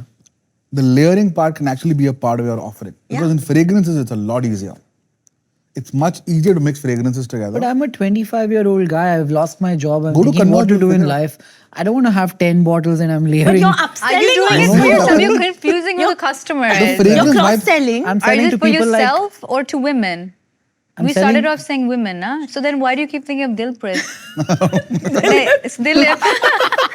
What do you call it? Dilprit. No, but tell me one Dylan. thing. You want to build a fragrance brand. Yeah. And For you, women, your yes, you're issue right. is that you don't want them to go to like 10 fragrances and buy Bella Vita ka ye or No, I don't want this. that. But No. you can yourself You can do it, no? create. You sell it to the consumer saying, hey, you take this fragrance, great, you like it on its own, amazing. Yeah. But you take this plus this, and now you've got a together. fragrance specially for you, and I'm telling you how to create it. So You remember the big moment in fragrance, no? The big aha moment in layering? You know when it happened? I don't There was an subscribe Instagram to reel which had 20 Bollywood actresses saying, I just love how Shah Rukh Khan smells. Oh. He will smoke, He does but he smell good. smells amazing. There's Kareena Kapoor and Priyanka Chopra and Katrina. All the women who men aspired to like date someone like her or marry someone like her, saying, this dude smells so good. And then there's a separate video of Shah Rukh Khan saying, I layered 2 fragrances, Diptyque something and something something. And then there are 20 Dileeps in India who combined these 2 fragrances, made a SKU and just sold it on Myntra like You know no what one. he does? He doesn't Wow. spray perfume on himself. He takes his jacket, holds it like this, and he sprays. Really? Like 20 times. How do you know that? Because I've seen him do it. I Some think people also spray and walk into it. Yeah, that's Yeah. like Yeah. you do it and then Does any Many of that make a trends. difference? I'm not still selling this, guys. Like Dilip has no business going right now. Well, You need to believe, Dilip. you need to have It's not working out. Dilip is not delusional enough to be an entrepreneur. okay, fine. You want to do fragrances, but you don't want to do the layering bit. Yeah. Okay, fair. That's you. That's you don't. fine. You Okay, don't first need thing to do I'm the building for the layering. mass premium or prestige category. I think think I would three-digit say price point. I would say that that entry premium because Yeah, yeah. there's a great segment. What price am I selling it? Above 1,000. Yeah, But 1,000 below 2,000. I think No, between yaar, No, बहुत because he महंगा हो has जाता है. so many. Because आप even- बहुत maso, no. yeah, I think There's that too many players I under would say 1,000. between the 1,000 to 2,000 1,000 to space. 2,000 is नहीं बन पाएगा empty. यार कैसे कितना बड़ा how big sorry can I talk in Hindi Yeah. how big do you want the business to be 500 crores. that's it that's the upper limit Then then you you can can- do I think this can be much bigger with That's 1,000. eight, कहाँ से आ Zara रहे हो? is doing fragrances at कितना बिकता है यार? 1,000 rupees. Zara I'm कितना just बिकता saying entry price point that becomes entry price point because anything under that is Too mass. my See, view is you EDT should is- be able to give value and aspiration both if you can do 100%. that you're nailed it But today, when you're looking at a fragrance that is a Dior or a Chanel or even lower, right? Everyone wants to aspire there. So when you're talking about fragrance, you want to also make it a little bit more aspirational. So you can start small. So you can say, okay, I'll have a 50 ml at 1,000 and then maybe a 30 ml at 400 No, but guys, if or you want to 500 give them rupees. good quality perfume, if you look at a $5.99, $4.99, you want an 80% margin. no I was thinking more 999 Okay, no, that is 1,000. So that's a yeah but not 1,000 to 2,000 see for me 999 is a very nice but price even point that 80% margin, then like the quality of ingredients you're gonna have are not gonna be as good as the quality of ingredients that a proper perfume would have. And this is very true in a market like Clean. beauty. I'm talking clean fragrance. No, just That's a going challenge, no? going to this point of That's his margin and challenge. everything. But that as opposed to order the free or whatever. $200 product No? versus the $20 product, there is a कितने का big बनेगा difference. 300 350 बनेगा how much Yeah, will you make? significantly because of the quality बनता of है यार, ingredients. 350 रुपए So में, this कितना is बना है? one But industry phthalates where होंगे you're उसके like, you know, particularly in the efficacy of But ingredients. if he doesn't care about So it doesn't mean that you won't get the same results. But there is a difference in selling. You're not selling the same thing at $20 and $200. The results can be the same because you're using different kinds of ingredients. But there in an industry like beauty, yes, there is markup, there is margin. I thought but perfumes are like bottled water. There's no difference between $200 and $2. Huge difference. In just if you would go to Don't a they nose, operate at 90% margins? yeah, they do. Yeah, they So do. nobody's spending more than like $50 in making the They product. do, but packaging makes a big difference. Forget Glass versus packaging. I'm plastic. talking about No, quality of product. It does. I think it does. also Like a there's huge the weight opportunity. of oil. If you use pure saffron oil versus if you use like a synthetic saffron oil, How much will it cost huge me to make a difference. 100 ml perfume with pure, good, clean ingredients? Less than 1,000. मेरे यहाँ से 500-600 में बन जाएगा अच्छा Okay, वाला okay. None of us have a fragrance brand, so yeah, we can't give you yeah, that we won't much go detail.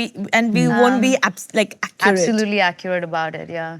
we just launched a 999 fragrance Oh, he does have. Okay, you can give him Is it selling? details. we just launched like a week back and Okay, tell Under me- which brand?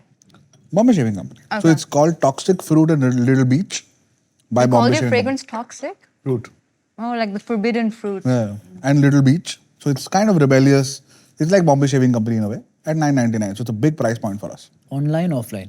both It's doing good. Omnichannel. start is good we're at 100 DRR now so 100 दिन का बिक रहा है it's good so then people Is will that try a non-negotiable? Omni-channel? oh yeah I think, yeah, today omnichannel, if you want to grow at scale, omnichannel is the way to go. And that's where like multi-brand retailers like us come in, right? Because if you're talking about a D2C brand, yes, you can start your own website, but I already have captive audience, right? I already have the customers. I had an idea actually. There's For- a whole for Dilip or for me? for Dilip. We were thinking about community and like for example, there's a huge opportunity to build out the frag head community of India. Explain. I don't even know what Fragheads that are means. Like people who- sneakerheads. Like sneakerheads, but fragheads are people who understand. So they're called noses. So if you're a nose, you can distinguish between multiple notes. And there is like in a group of 5 friends, the nose has become like this status symbol that you are. It's like a good wine taster in a group of people who like wine. for example? Like a sneakerhead is cool, a sommelier is cool. I don't know about frag head. Frag He's is saying available. build it up. Build it up. Make So it you- cool. That becomes the common Like how we purpose made the for. Champi And that's a clone, like that. community. Then it's a community. Now you can also make insane content about this community. You get frag heads into your pod or whatever, your Bangalore home. I can go around smelling celebrities and Yeah. making expressions. Have smelling events. Yeah. Bring them Absolutely. together. Let them create their own signature perfume. And then you can like- have food associated with it. Absolutely. Can I tell you a very funny story? So I rented this place some time ago and I've had a few house managers along the way. One of them, for 3 months of the year, smells like dead fish. One of them joined. I was not in town. I spent like a week, a month here. One of them joined and quit even before he could ever meet me. And he said, this area smells so bad that he can't survive. Wow. So smell He is had a a big very strong nose then, yeah. So smell is a problem, but good smell is not equally proportional as an incentive to do a trigger, to be a trigger event. No, it is. In what way? Like I feel like I can sell fear around bad smell much more than I can sell the incentive of good smell. No. I totally disagree with that. No, Because Absolutely good not. smell triggers, again, we spoke about emotion. It triggers that emotion in you.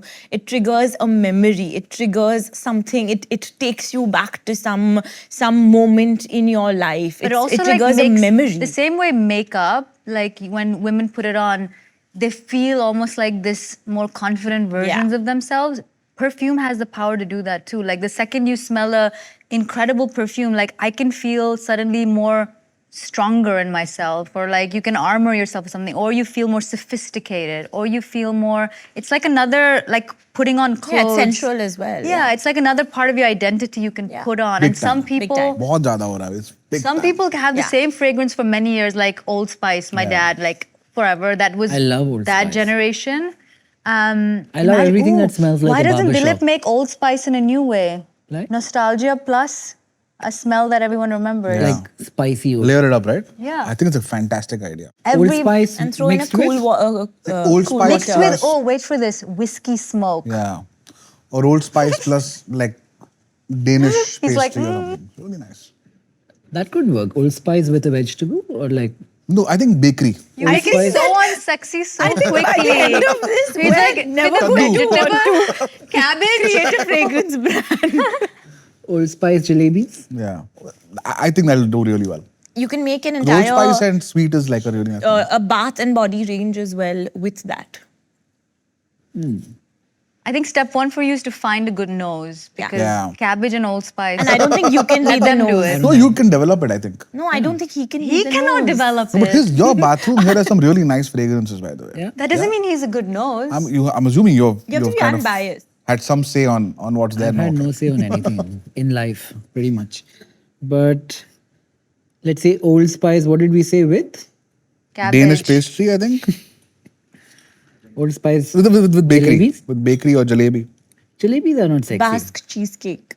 Jalebis are sexy. Old Spice with leather. You'll be amazed, Nikhil, how much. Do you want to make it for men or women? Women. Women. Old Spice with then something gourmand. Yeah, vanilla. Yeah, vanilla. Vanilla. We'll have men for that. We'll have men takers for that. Yeah. I like vanilla smelling perfumes. I buy Yeah, them all yeah. the time. Vanilla is one of the most popular scent Yeah. profiles. I don't know. I don't know if this is selling, but we'll come back to this. Okay. The community offline helps, online also helps. Offline, I think, has a impact which is exponential in nature. I don't know why, with most communities, I've found that when I bring a bunch of people together who see each other physically and touch each other, I think it kind of Sound like a cult. No, but if you're doing offline More community events, memorable. like making content around it and distributing it on Yeah. the fraghead community There's is very a dual important. effect for that. and I agree, Like, patriotism is selling. And Trump has 4 years left, right? Three and a half. 3.5. It'll sell more up until then. Is tariffs affecting you? Big time. US, you were asking, one of your first questions was your share in business, right? US used to be 60%. And in the last year, thanks to people like Tira, our retail has grown 500% in India. And now India is 60% and US is 40. So back then, US was 40 and US was 60, India was 40. Now it's flipped. There's another thing that India has done Where very. you manufacture? I'm one of those really product obsessed people. We go wherever the best manufacturing is. It's not, my husband hates it because he does the ops and finance part. You guys work But together. We do. We're Oh. co-founders, yeah. So Yeah. where do you manufacture? So we manufacture, like Champi is in India, obviously, but like our lip balms are in Korea because I found the best lab there for it.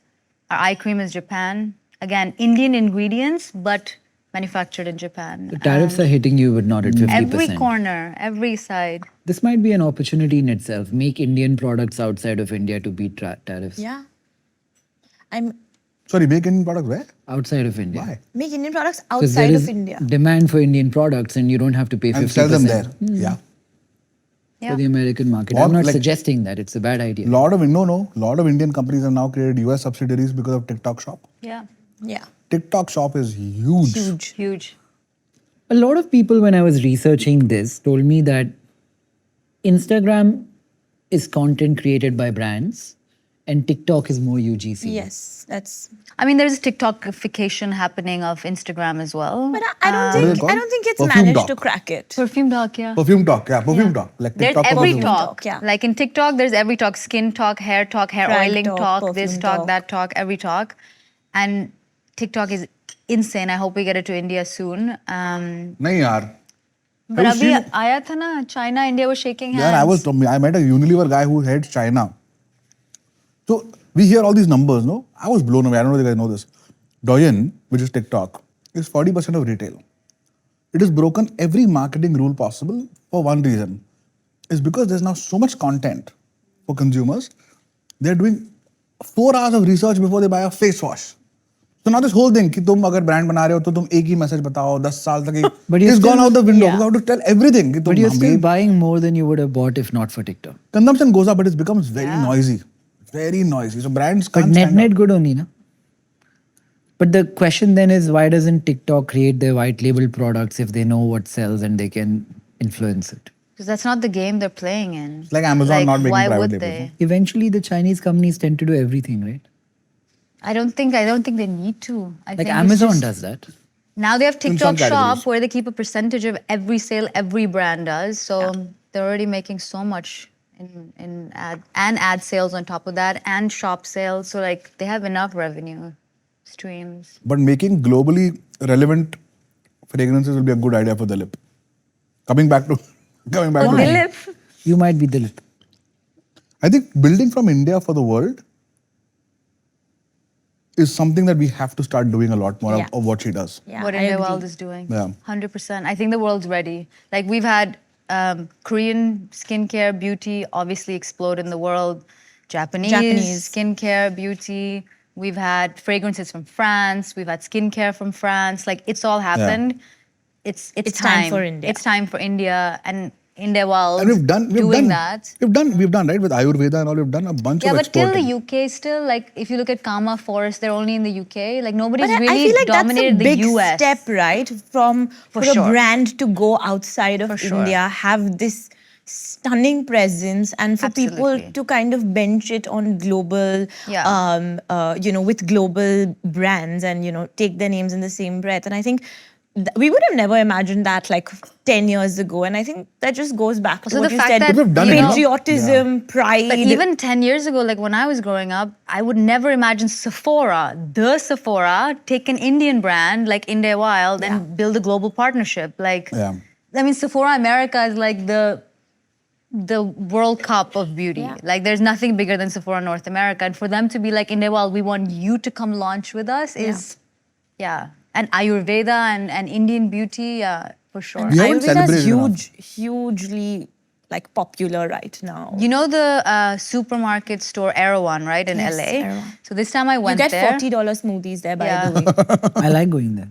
It's so good, but it's expensive, but it's good. But if you look at their shelves, everything Shilajit, Shatavari, turmeric, ashwagandha, like there is a craze in at least the wellness, like Crazy, kind it's of crazy. There are a longevity. lot of CMOS. CMOS. Yeah, but that's not Indian. I'm focusing on the Indian one. That's the main thing in the store, I right? think Yeah, it's yeah. a way of life, right? And I think that, to your point, when we were talking about what we got from the West, right? I think now Indians are kind of understanding the long-standing traditions and heritage that India comes with, and kind of we've always had it. I think we're just now extremely proud of it, and I think Indian beauty is a way of life. Wellness is, I think Indian his wellness, like with Ayurveda, has Yeah. really been like intricately woven into India for Exactly. so long that we ourselves didn't give it enough credit. Like if you Yes. look at yoga, meditation, breath work, mindfulness, we've all had it. It took the West to be Exactly. like, wow, Wow. scientifically prove it. And now we're like, oh my God, we should be nervous system reset, Kapalbhati, and Do you now. think a high-end boutique hotel like Aman with Indian yoga, breathwork, turmeric, all of that will do well? It will Like insane. Yeah. Insane. I think Kapil is doing a postcard in a way, no? Like it's But all that's about more longevity. India, and inward looking. I'm talking outside of India. And outside it will work even better. Yeah. He has something in Bhutan. I think he's going outside now. He all wants to build the about best hotel. But guys, in the like world. the But that's longevity. not so much around wellness. Postcard is more take a home, The retain the postcard is aesthetic. more, yeah, exactly that. Clean. There's his no own yoga, homemade there's no wines. breath work, there's no wellness. It's not pivoted on wellness. I think the searches in the pandemic for like ingredients like ghee, like all the fitness bros now cook in ghee, because Yeah. like the smoke point's really high and it's super healthy. Our dadi was like, cook in ghee, Basically, it's yeah. the best, and we never believed her. But now, indeed, they're all getting scientifically backed, and it's growing a lot. What about influence? I'm starting a brand. I have figured out maybe how to make a deal with salons if it's in hair. I figured out an old product I can bring back and sell nostalgia. I have added the Indian narrative to it, patriotism. I found an emotion. I've doubled down on the emotion. I talk to the people who follow me, the few people. I listen and I speak to them often. And I've figured out that I have one hero product that I'm starting with. That product is, let's say, a moisturizer. Okay, for the lack of a better word. Omnichannel, I'm on Tira, I'm in some physical stores, I'm selling online, all of that. Now I have come to a point where I've realized that all of this is only taking it so far, and I need to figure out my influencing and marketing piece. How do I do that? Are you sure the product works? The The 100 hero product question, like for example. the 100 people I'm speaking to right now are buying it. So your repeat rates are 70-80%. Yeah. Then my view is my view has always been like that the best influencers are your current customers. And the best Not celebrities who I can. not early on, no. My view is just take the product and start sending it to celebrities and see who starts liking it. Can I do that? Just send it to them and they'll post. Oh yeah. Has a celebrity posted for you just by plenty of sending it times. to Yeah, them? plenty of times. Oh, that's lovely. Who? Men, multiple. So we send it to Ranvijay, we send it to Ashwin, we send it to Who's Ashwin? the off spinner, the Indian cricketer. If she's asking who, there's a problem with the celebrity. The cricketer. Just so a different demographic. legend cricketer. When we launched the head shaver, we had sent it to Raghu and Rajiv. They posted? Raghu, Rajiv. In fact, Just on They're gifting. legends. yeah, we handed a note from the founder. Wow. Handed a note from the founder, someone from the team getting in touch That's for good. address. This, like, you have to make the effort to make the person feel special. Perhaps it was less cluttered then? Were you the first Head one? shaver to nahi hai koi. With Ashwin, it was with trimmers. Yeah. With Ranvijay also it was Because trimmers. when did you start the brand? 2016. Okay, so it was a less cluttered market, no? Which one? Trimmers? In like men grooming, skincare in general. It was a smaller market, but it was getting cluttered quickly. There were like some legacy, this is similar, legacy players. Tell like me some Gillette, Philips. conversion rates. How many celebrities did you send it to and how many posted? What was the cost of that exercise? Till date, we probably sent 10 to 12,000 free samplers to micro influencers, macro influencers, creators, and then cricketers, actors, television, etc. We've probably had 500 organic, yeah, 5%. Is it more the product or your letter that is getting the trigger? It's a combination. I think as I have also built a public profile, people also know that, okay, this can be like a give and take thing. And then the conversion has gone up as the So brand they also. post and you repost and that gets them distribution. Post, repost, come on the But I don't podcast. have that as a new person. I don't Yeah, think any so celebrity but- So will. I'm keeping quiet because I love influencer marketing and topic. Like we do it very well. Yeah. But indeed, if you're telling me the person is starting with no following, it is a harder game. Indeed, a lot of people we send about per launch, say 500 to 600 influencer boxes for any launch.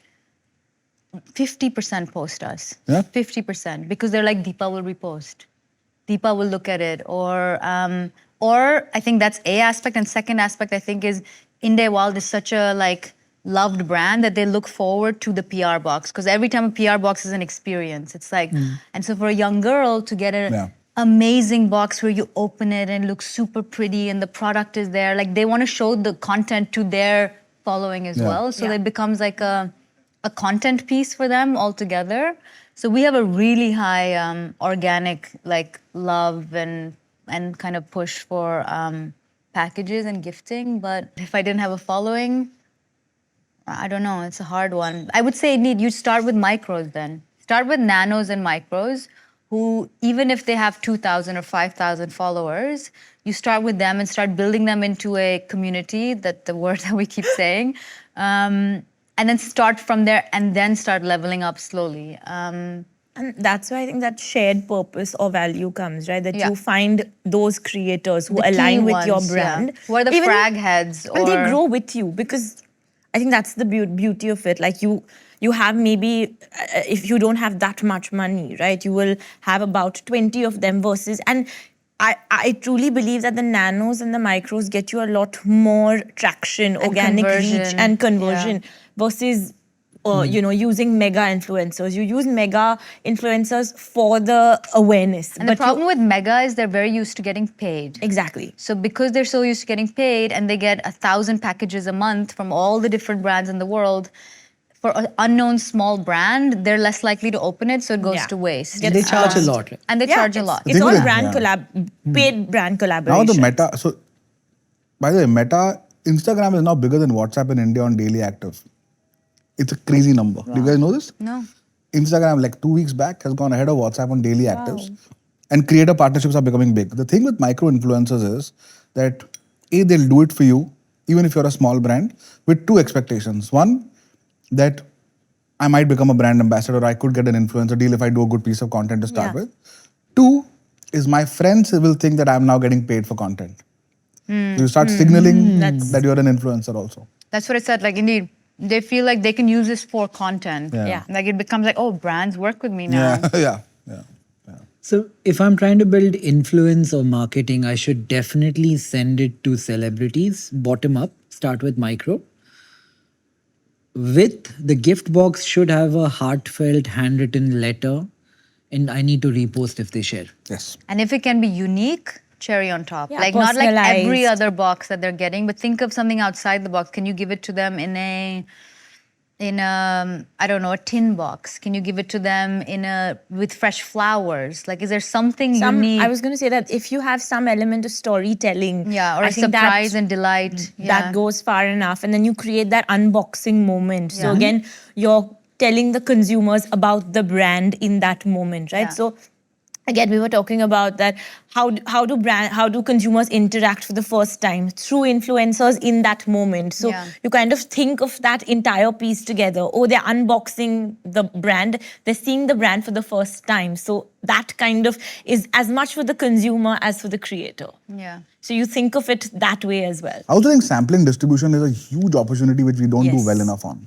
Explain. 100%. Like, for example, my favorite example of sampling distribution is Uncle Chips. Uncle Chips distributors would go with like big malas of Uncle Chips around their neck and go into a village, and the Did kids would they? kids would just come and he Wow. would feed a chip here, feed a chip there. Suddenly, kids are buying, moms are there. So That is full guerrilla marketing. yeah, I so love it. With fragrances, like going into a college fest, for example, with like a whole suitcase of your perfumeric innovations, yourself smelling really great would be great for them. What is the word you used for this? Sampling? Sampling. Sampling, like You basically get a sachet of something or a trial, not even a trial pack. It's a small sample that you can use for maybe 2 or 3 washes or 2 or 3 moisturizing. You can also do it really sessions. well with a Tira, where you say, "Hey Tira, I'm going to give you 100,000 samples. Put it in every order. Every But that time doesn't somebody work. buys." That never worked You for don't me. think so? It's not Blink. Tira, I don't know what Blinkit's not did work. But the Blinkit? thing is, Amazon. I think it really depends on who the customer is, customer. right? हमने बहुत किया. Who you're sending it. Targeted, हमने yeah. बहुत Targeted. किया कि वो correlated है कि नहीं, KitKat buyer के पास जा रहा है कि नहीं, सब कुछ किया. Never repeats are just not there, यार.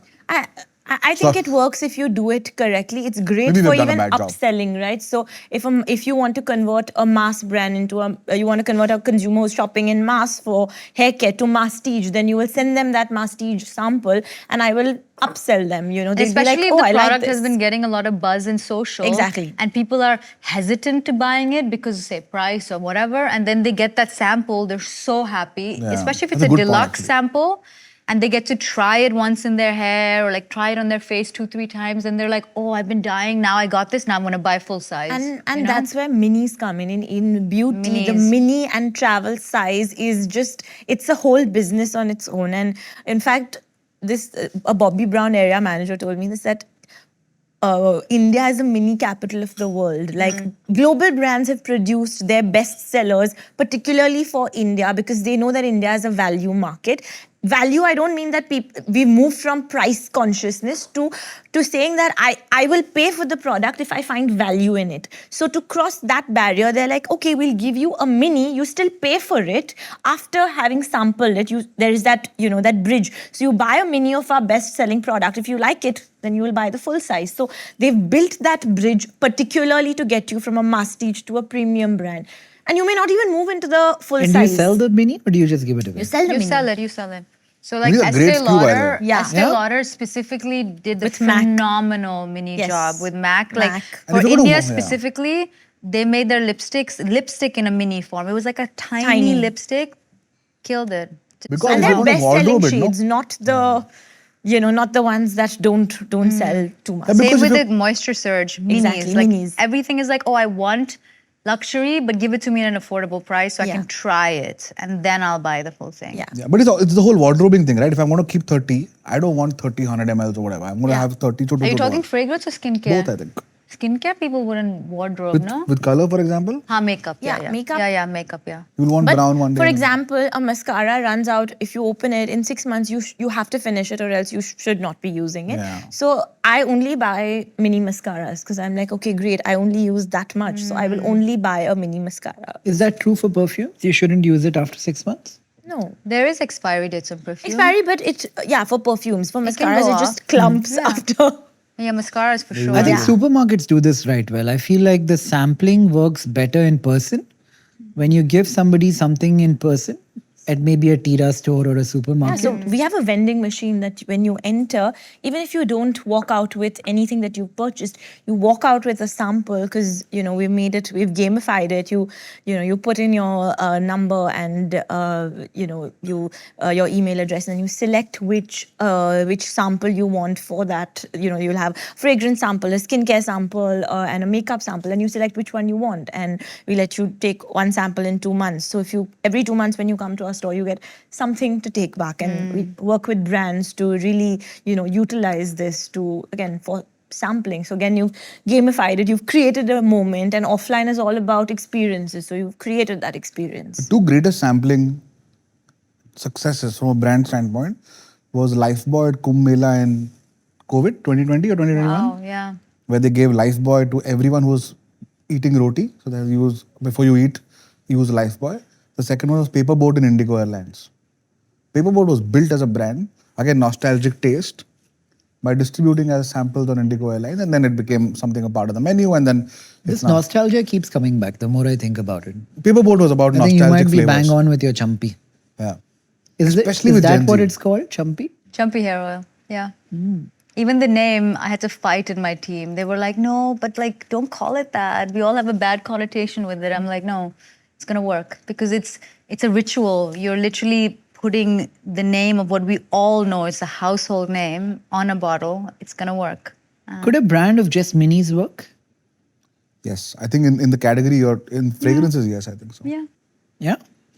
Fragrances for sure, yeah. But Like it's it, also expensive to make minis. Yeah, that's true. It's- the margins are not as Yeah, good. the margins are not great in minis because True. you have to make that much product and your packaging still Kaanch costs ka bottle remain hai, the no? same. Yeah. So I actually was going to that's ask just you. from the limited knowledge that I have that, it's brands don't like minis as much as consumers do. Correct. That's I true. was actually going to ask you whether sustainability is something Dilip cares about a lot because that's another Gen Z trend. Yes. I don't think that's a trend right now. It was a trend yesterday. No, it's a bare minimum. I Yeah. think you have to care about it. But Yeah. I don't know. Do you think that again maybe Do you think something sustainability is sells also more a little because bit you- of affluence? Yeah. does something sell more because sustainable? Maybe in India, not as much yet, but I think again the Gen Z values starting to become more important. And for me as a founder, I don't want to clutter the market more. Like if you look at even just sustainable in every measure, they say, our packaging is mostly glass, so it can be recycled better. We have 6 SKUs in 3.5 years. We're not in the business of building 200 SKUs, 300 SKUs, clutter the market. Like, we really are like hero product strategy only. Talk to the consumers, what do they want, build it for them, and then really put all your marketing might in 6 SKUs instead of which one am I picking here? Like, am I playing, you're gambling then. So I think sustainability for me as a founder is very important Do you because put it on just- every product? that we're sustainable? No, because it's a given. Like, I don't need to scream about it. I agree with that. That's why I don't think putting sustainability will No. sell No, more. no, so I'll tell you where I'm coming from. The reason is I think today's Gen Z, whether it comes to food or personal care, actually cares about the product inside the bottle, not the bottle so much. They're way too smart for that. And if you make that a point of your communication, you don't need to spend 30% of your cogs on a glass bottle that looks great. You can get away with a product that is much cheaper. It could be an idea for Dilip. Yeah. And then you actually focus all the money on the product inside. It can be a plain black Absolutely. bottle, and my Simple marketing can label. be not about the bottle. Yeah, like For Dilip? Ordinary is all about that. That's literally, have you seen those ordinary billboards all over the place where they're like, our ordinary marketing, eggs. yeah, people told us we should hire celebrities, but we put all our marketing money into building the best product ever. They said Yeah. make better packaging, but we put all the money into the formulations. Yeah. Not about the bottle is a good line. Do you think? Yeah. Yeah. Yeah? Yeah. Because fragrance is Dilip always. is starting to feel better, slowly. But for sustainability, I think the thought leaders of the world today are moving away from sustainability. And hence, I think it'll trickle down, permeate down to the consumer as well. If you hear a Trump talk about bring plastic straws back, Yeah. drill baby drill. I was doing a... You mean you're saying it's going Regressing, yeah, we're backwards? regressing. Yeah, the novelty don't think around so. sustainability has gone, I think. India mein- It was really big 2 years ago, though, in my opinion.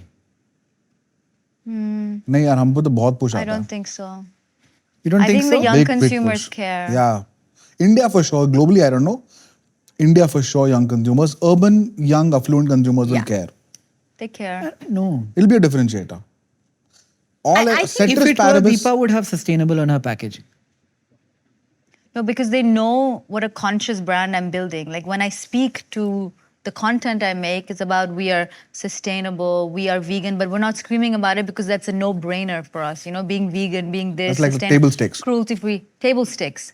But it's this also is how we I stand feel out. like the word sustainability has been used around in Yeah, a lot. very many ways, and people also have some amount of Exactly doubt what- around it. That what is actually a bit sustainable. vague, So that's true. I think brands also do stay away from for the fear of getting called out, because anything you say today that's sustainable, you will still get called out for it, right? So I think there's a little bit of fear as well on what the consumer really believes you stand for. So I think it's kind of not being able to distill those sustainable values, what sustainability in beauty really stands for. Like right now if we talk about sustainability, technically it's less consumption, right? But now there's refillable. So that's a step in the right direction. But is it 100% sustainable? No. But you're still kind of, again, it's all about creating that lifestyle. So I think it's still about the lifestyle. And I think being 'cause- honest about that. I think Yeah. also with founders who are a little sustainable, nobody can be all the way sustainable because then don't have a brand. If you're going to be honest about these are the areas we're working on our sustainability, these are areas that we cannot yet until we Yes. get scale or Scale. until we can, the refillable program. Or there's a way like- to do it. Exactly. Sometimes there's no way out. Just be honest. Yeah. I think that's the main thing. Because you said honest so many times, like I am as far removed an expert in this industry as anyone can be. But looking from afar, it feels like the sustainable, organic, natural movement happened when, was it Jessica Alba started the Honest Company, which was 6-7 years ago, Long back, 10 years back. 10 I years could ago. say so, yeah. I feel like Gwyneth the- Paltrow. Yeah. Yeah. Yeah. I feel like the wave after that was the wave of actives, Yeah. Yes. which was maybe a couple of years ago. And most companies that I looked at, which did really well, were companies that caught on to a change in cycle before the cycle changed. I think Minimalist was exactly in that spot. So my question to you guys is, if the active cycles is midway, what comes next? And what can I build to catch on to the next cycle before So I the think, others can? I don't think it's about sustainability. I think the Gen Z younger consumers are actually what we are now starting to realize are skinimalists. Just give me what I need. Don't What give is me this extra. now? Skin Skin minimalism. minimalism. Skin Skin minimalism. minimalism. So just like minimalist is a classic example. Just give me these 3 molecules.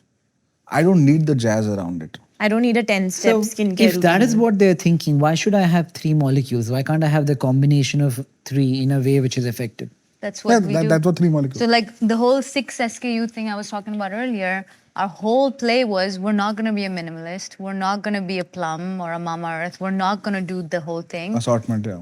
We're going to do one serum with 12 serums in it with an expert who does it for you. We're going to do one evening ritual for the mom on the go, for the college student, for the one who doesn't have time for a 12-step skincare routine. That's I very think, progressive actually. yeah, and we did this already 2.5 years ago, where everybody was only buying the 700 rupee vitamin C from Ordinary or the this, and I'm like, wait, they're gonna get there. Like at one point, because we saw it in the West as well, Yeah.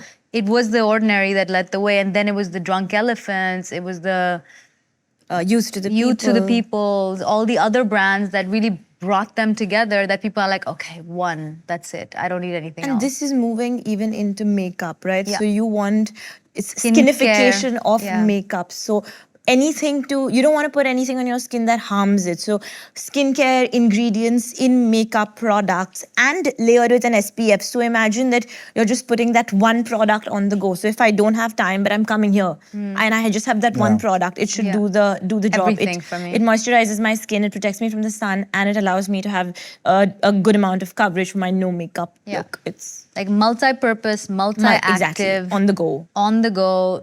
That's what the consumer Do you wants. think the next wave could be that in my bathroom, I have 3 bottles, one which says morning, one that says afternoon, one that says...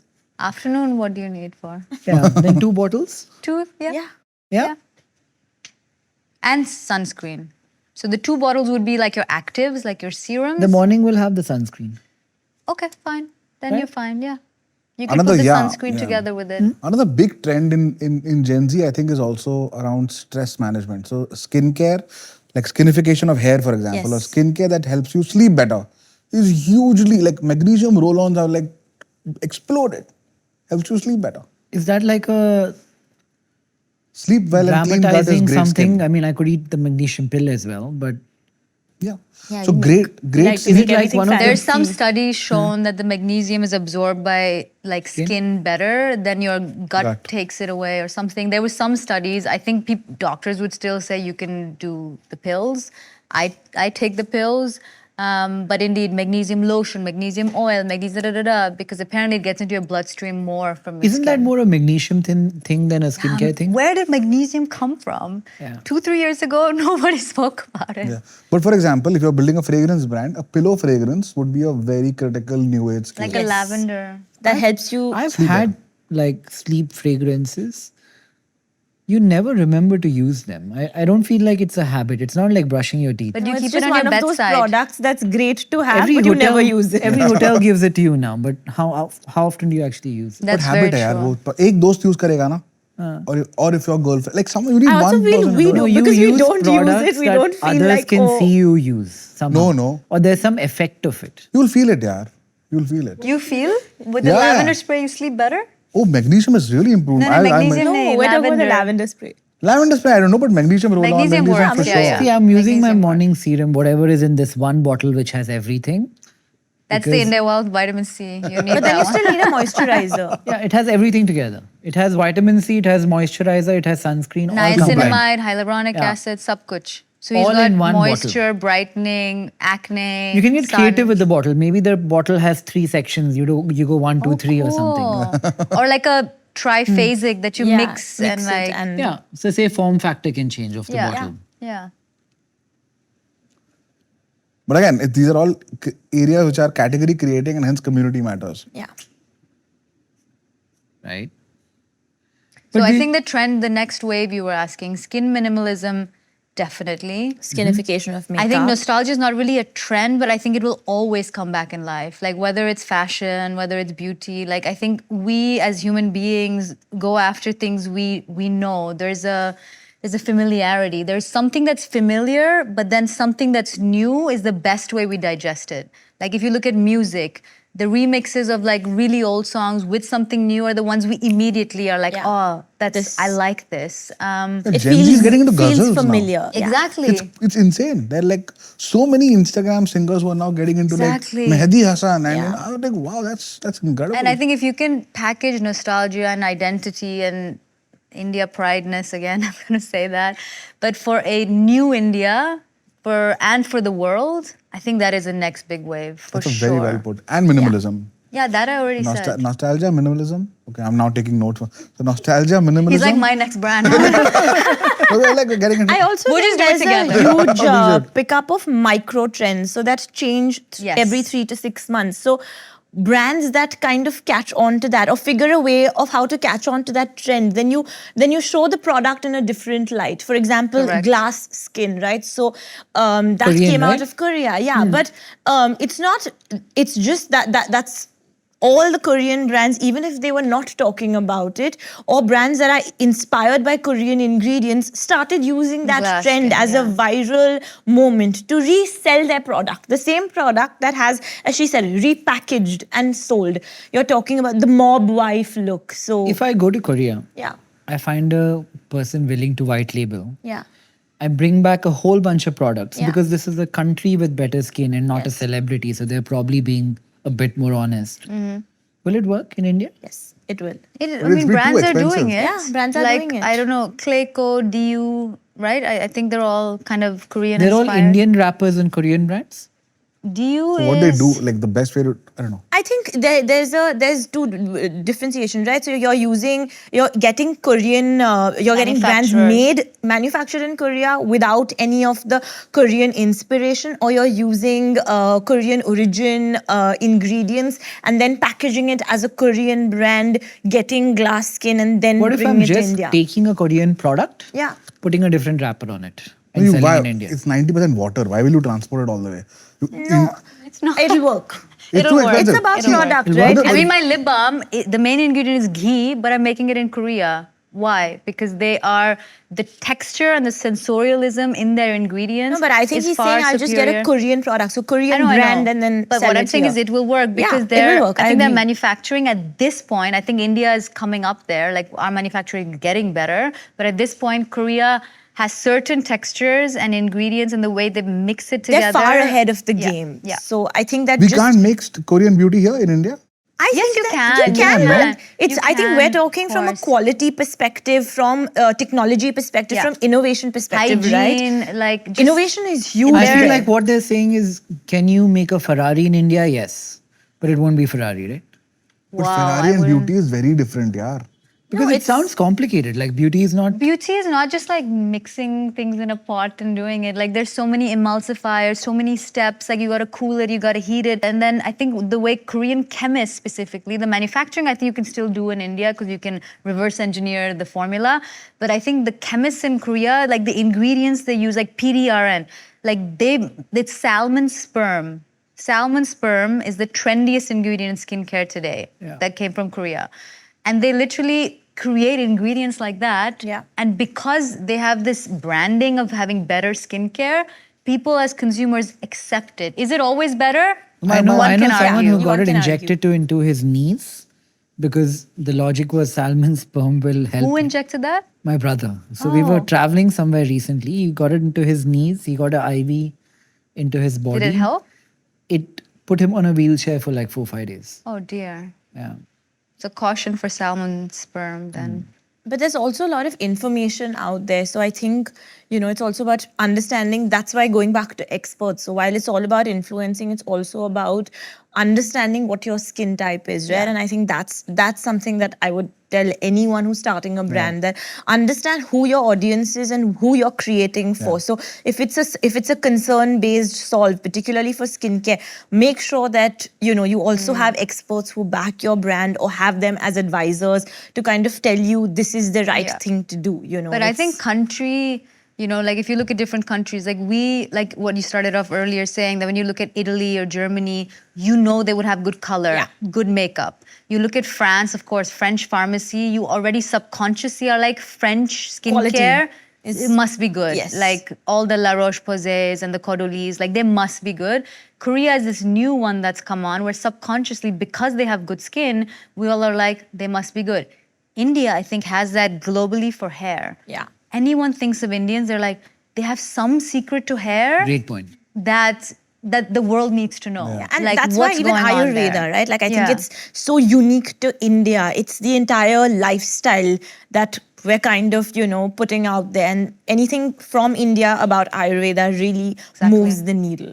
Yeah. So you're saying a product that says Indian hair oil could do well in the West. Oh yeah. Yeah, Champi.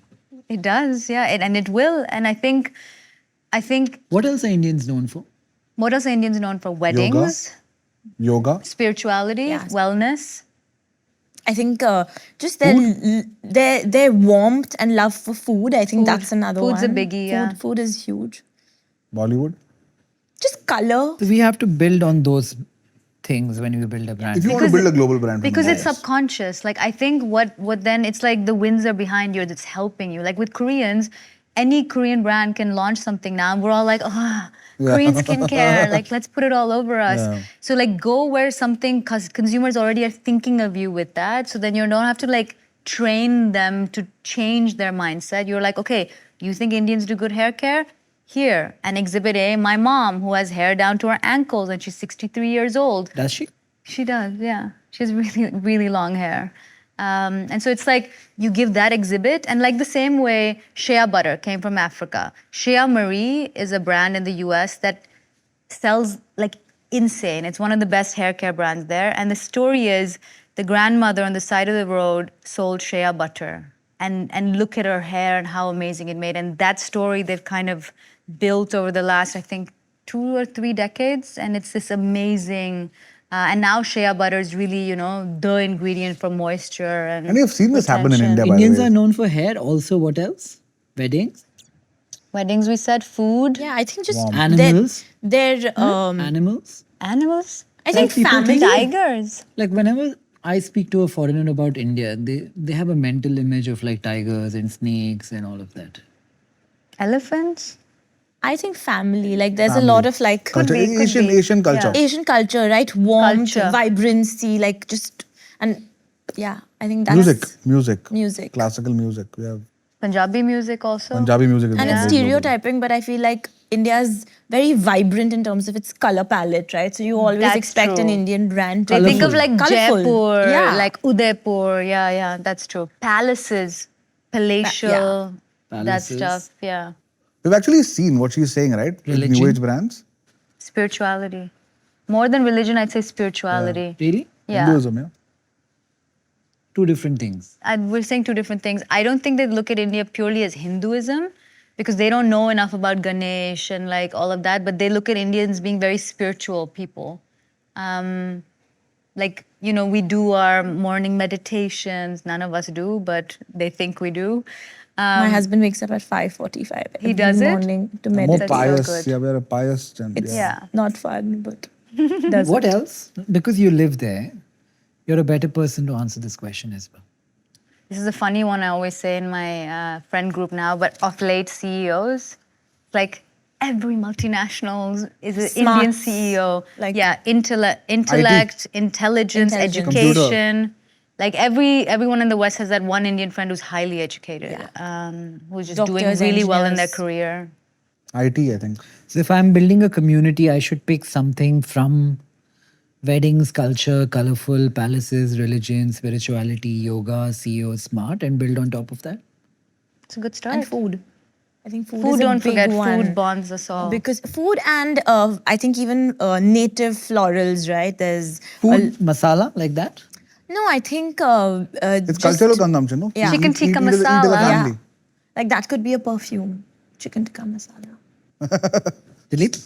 Like jalebi, she's launched jalebi and chai lip balms. So again, I wouldn't launch chicken tikka masala. I'm not sure. I think doesn't- that's one of the stuff doesn't that. sit right. Okay. Yeah, I think what you said touched on florals as well. I think Yeah. and maybe the West doesn't know it enough, but that is something we can scream about, like our flowers. Really? The jasmine, the champaka, the firangi pani, like Rajnigandha. the rose. Yeah, Rajnigandha, gorgeous. like they're Actually, all it's a These really are- good point. and they have like roots in India. I'm not saying they're only native to India, but they have a huge amount of storytelling and history here. How about temples? Temple smell? What if Dilip sells temple scent? That ittar, fool. Food. fool and ittar. That whole thing is used temple flowers. What if Dilip's perfume brand is called Temple? Cute. I like it. Yeah? Agarbatti is like a very, very घर को सुगंधित करने वाली चीज Agarbatti है. needs to be disrupted. Yeah. But we're saying bring back the old in a new way. Yeah. So temple maybe has a hint of agarbatti somewhere. The perfume. But you can also temple. make it your body is your temple. It has So like, camphor. exactly. So agarbatti, for example, the love smell. camphor. Yeah, the smell actually is about cleansing the home. That's what the Sage. Indian home Yeah, does. and camphor is also about like, you know, good energy and making sure that you're purifying your space. Dilip is starting to feel better. That's great. Is there a tech play here to identify which product? Let's say we are doing morning, night. There's two products. Morning has sunscreen plus moisturizer plus niacinamide plus vitamin C. Night has Magnesium. peptides Peptide. and magnesium and retinol. Yeah. Okay. Good. And if we have two bottles in the bathroom, I would love that because it removes so much clutter. Is there a tech play to figure out Deepa's morning is different from Nikhil's morning? And Bhakti's night is different from Shantanu's? Using AI. Using anything. AI. If you have enough data, for sure. No, just about taking a picture of your face and asking a generic AI to tell you which product to use, which either pick morning one or morning two. I mean, there's a lot of advances in that. My only concern with that then is, are you going to the model of hyper-personalization? Because Yeah. then operationally, I don't know how that's going to work. That's what we were saying, right? If yeah. it's just too many permutations, combinations. What if you only and- have 3 SKUs? 3 mornings and 3 nights. Okay, then it can work. Yeah, then it can work. One is Then right you for come me, on the one's right for you. website. You come on the website. You Give you a show, quiz. take a photo, do a quiz, give your details. No quiz, nothing, no questions. Just photo. Just Just yeah, photo. that's fine as well. We can tell you there's skin analyzers that'll tell you, okay, Only thing these with are that your is you're key- not giving it your environment. Are you hot, humid, cold? Are you living in But Canada? you can add Are that living layer in- as well, I right? He can doesn't figure out want to your do- location. No, just you like can that. take you can put in your location. Geolocation. So yeah. So just one picture. Yeah. That's So doable. you walk into a website, one picture that you take there, and then you say morning 2 is right for you and night 3 is right for you. Yes. Send it, done. And age, the picture has to calculate. So Because the physical age does not matter with skin If you have nature. 3 SKUs, And you na, can this do a is just try before gimmicky, you yeah. buy, saying, okay, try it. If you like it, I mean, and you, you pre-book it. If you don't like it, you can send it back to me and I'll give you your money back. So you can Wow, absolutely do Bhakti. that. I'm just saying it for a brand because a brand, Il Maquillage, has done this, right? So they Yeah. have the try before you buy. And they've also built their tech platform called Oddity, which is all about, again, really predicting what shade will match you. So they sometimes will send you 3 In shades. color, I see this work very Yeah, well in because now you colour. have lipstick try-ons, you have Virtual you know, try-ons, everything but even in with color. skincare, because if you have tech that's good enough to kind of give you at least to 96 to 98% If it can accuracy. indeed like zoom in and analyze, oh, he has pores or Yeah. he has Yeah. under eye circles or he has acne, Yeah. then he needs these and these ingredients, or he looks a bit older, so he needs more like peptides and that stuff. Yeah. And we can change the form factor of the bottle to have 1 to 3. Yeah. Yeah. So you put 1 on, then 2 on, then 3 on. You love your But one, if- two, One, three. two. No, but if you're going to have fewer SKUs, I hate looking at clutter, and each time I go into my so bathroom, then if you there's- have fewer SKUs, then you don't need tech. I think it's the juice No, is not no. worth the squeeze at all. No, he's saying tech so that the customer knows what they should He get. basically Yeah. doesn't want to interact with anyone. He's like, Yes. this is it. No, but the customer will figure it out. The tech is when what she's no, saying no, is right. customer figuring out is very How hard. will the customer figure I it There out? are don't know 3 what I SKUs. should use. The brand has 3 SKUs. Huh? They'll figure out, no? On No. YouTube, But how I to But think- video. for sure, how would a customer You believe the know? customer knows everything. You have No, to, ma- if they don't have any information. Can I tell and- you, I have no clue what is good for my skin. You knew peptides though. Yeah.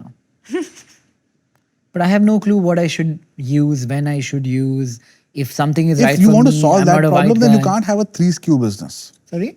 You can't have a 3 SKU business. What? The morning one, because you're super blending everything. I mean, he's We're not believing that this is the your right premise is model. that I'm going to mix everything and give it to you. Then you're like, अच्छा, मैं सब mix नहीं, करके but दे रहा हूँ, अब तुम everything बताओ मेरे को। नहीं. Everything होगा. So you choose one. I think what he's saying is not everything, No, not he- every active ingredient, but he's saying one becomes a supersonic brightening one. Yeah. One becomes a supersonic anti-aging one. One becomes a supersonic acne one. Correct. You know, and then people whose skin is more prone to one or the other, They'll know, they get no? that. How will they know? How will Acne they guy know will know all I this? need acne. I don't know. Aging guy I will, think we're- you don't have acne, you don't need it. No, but Guys, also we're super simplifying it. I think I know, so also you I don't think you can have one these element skills. that we're also missing is while all of this is great, consumers today Yeah. still buy 80% of beauty for the first time in a store, in an offline environment, because the emotional touch feel factor is still so huge in beauty, right? That you want to 80%. That's a now shocking by stat. 2028 beauty will be 33% online and 67% but the offline. trend is going more online. It is, but I feel like offline will still dominate significantly. There will still be always a healthy mix, and I think for that's first why we say purchase. first purchase, and then Second it's, purchase is definitely But online. that's why offline is moving to being all about experiences. It's all about experiential marketing. It's all Sensorial. about creating your stores as experience centers. You know, for people who travel a lot, like I travel incessantly. I've been traveling for the last 3 months.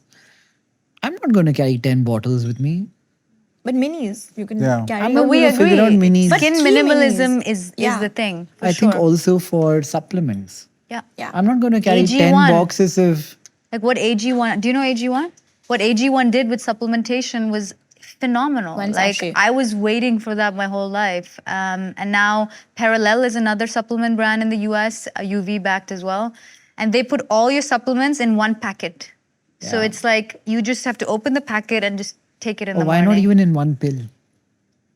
I think because active ingredients can interact with each other. Like an omega-3 is a oil-based, but Yeah. like maybe vitamin C is a powder-based. So Yeah, but I think simplifying time Yeah. and Bathroom simplifying life by optimizing for time is a great idea. Bathroom break? I think they wanted. Nay, I can take one. Yeah, I don't mind. Give you a lot of Take a them. bathroom break. You guys Which way- hungry? I like your tattoos. What did they say? So my job is that of a trader in the stock market's primary job. So delay gratification is a reminder not to sell stuff fast, which I tend to do a lot. Without the tattoo, you would forget. Be patient. I don't remember with the tattoo. So be here now is not. I have a tendency to procrastinate. I spent a lot of my life thinking what will happen 5 years from now, 10 years from now. That. This says, do unto others as you would have others do unto you. Which I feel like is a simple moral if you had to pick one to live by. Yeah. And I this like is my that. handwriting.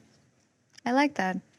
And all together or in different moments in life? Different moments in life. That's really nice. Very cool. And the date of when I got it is also there. See this 2013. Very cool. Do you have tattoos? Yeah, a bunch. This one is the funniest. Back then, tattoos used to be quite the thick. Now you can make them really thin and beautiful, Yeah. but like these are bleeding a little into each other. But it's Roman, and it's like a conversation starter. Every time someone's like, "Oh, what does your tattoo say?" I'm like, "Decode it." But it basically is Roman numerals for the letter G is the 11th letter in the alphabet, RIT. So when I was in my final year in high school, I did a thesis on what makes people successful. I think it was my social psychology class or something. I was obsessed with how do people become successful? What is it that makes them different from everybody else? And long story short, the end answer was grit. That whether you have money or not, whether you're beautiful or not, whether you have the right people, if you just have grit, that was a common denominator in every successful person. And so I was like, I need to tattoo that. What is the biggest thing you have going for you? Why is Deepa successful? Why is Deepa successful? Oh, can I have multiple answers? One. Grit? In the face of adversity, Yeah. adversity being? I mean, as an entrepreneur, as a founder, you're hit with like the velocity and the amount of shit that hits you on a daily basis, and whether it's rejections or no's or things not working out. And I think a good founder and entrepreneur is the one who's able to take that and come on the other side over and over and over again. Even when you think, finally, I'm on the other side, the sun is shining, you know, the sales are great, something else will come around. So I think people who can really withstand that will end up being good entrepreneurs, according to me. And pre-entrepreneurship? Pre-entrepreneurship, I think I just really wanted to be somebody that did something with her life. Like I wanted to be, like leave a mark. I know it sounds a bit cliche, but my biggest fear was to die ordinary. I'm like, what if I don't become an anybody or nobody? Like you get this one life to live, make it count, you know? So that was something that always kept me going as a child. Like make sure you do something worthwhile, make sure your life means something, and make sure it also means something bigger than yourself. Interesting. Digressing from our subject for a second, you didn't tell us about how you started Tira. And you didn't finish what happened after McKinsey. Maybe we do a little bit of your Yeah. lives. You want to go first? Okay, so I had nothing to do with beauty. I started, did my undergrad in psychology and communication, graduated, and got my first job at Macy's. But as a management trainee, and then in fashion, you weren't really going to get, anything post your OPT. So my dad was like, come home and, figure it out. So had no plan. I think I've always kind of been, I like to say, good at many things. And, I was average at a lot of things. I was good at a lot of things. And I think I was always trying to find that one purpose that kind of, what is it that will make me feel, oh, wow, I've got it as well, because you keep looking at other people and everyone has something about them or they know what they want to do. And So I think it can be easy having a dad like your dad as well. But I don't think. I feel the opposite is true. Yeah. I It feel can or the- it can't be easy. I think it depends on the kid. The unhappiest people I know are people who have these really, really large figures as their parents. Because happiness is always relative, and you get your validation when you get something beyond what they have. But And if you start at that scale, like I could have gone from A to B and got validated. She has to go from Z to Z plus. Yeah. But I think that when what I liked about my childhood was, I grew up in a conservative household. My parents were strict, follow deadlines. I wasn't allowed to be out till 1 a.m. My dad always opened the door, even, didn't have the keys to my house even when I grew up. But I think that the one thing that I'm very grateful for is that I grew up without pressure. I grew up, Sweetie, as I that's said, probably because people were trying to kidnap you. Okay, no, but go on. I think that trend has kind of followed me. I, graduated and then came here, and as a 21-year-old was very enamored with this whole retail side, right? And Reliance Brands had just started up. And my first ever gig was when, Darshan told me, he's like, okay, you want to work in retail, then you need to know how to sell. So my first job was selling shoes on the Timberland storefronts. He said, you will be allowed to enter my office after you want to, after you've actually sold something. And I was like, okay, cool, I'll do it. So I've done the, the 6 to 8 month shop front associate, sales associate job, and I was selling Timberland shoes, and in Mumbai, where the weather is completely, not accustomed to selling winter wear. And I learned something. I learned this one rule from my boss at that time, where he said that it's a rule in the retail industry that, particularly for footwear. So if someone's coming to buy, buy one pair of shoes, you bring out 3 for them, because if they don't like that one, you sell them. You make them try the other 2. So it was a 3-box rule. And for me, I remember I told my sister, my dad, that, we're having an end of season sale, and my mom and him came and they bought that one pair of shoes just to, it was that really also again validated that. It didn't, to that 21-year-old meant a lot, because for me that was like, oh wow, I've done that thing for myself. And then I worked in retail for about, I had, and you're talking about having this larger than life figure. I think I turned that as an opportunity. I got access to opportunity and I never took it to waste. I believed that I had access, and I really used it. I feel like I've overcompensated at times. I would sometimes be the last one to stay back, and I wanted to always prove that I could do it. And at some point I just embraced it. Yes, this is who I am, and I'm going to make use of everything that I have, and I'm going to do it. I didn't know what I was going to do when I was 21, but I worked through multiple roles, and I still was figuring it out. I worked in fashion for 8 years. I did buying, I worked at Agio, and when I got married, after working in Reliance Brands for about 5 years, I moved to Agio and I did something completely different, which was inventory planning. My boss at that time asked me that, yes, you can do marketing or do something completely different and do inventory planning. So I learned all about couponing, discounting, how do you manage inventory, how do you look at, how do you calculate everything when it comes to e-commerce. I learned the basics then.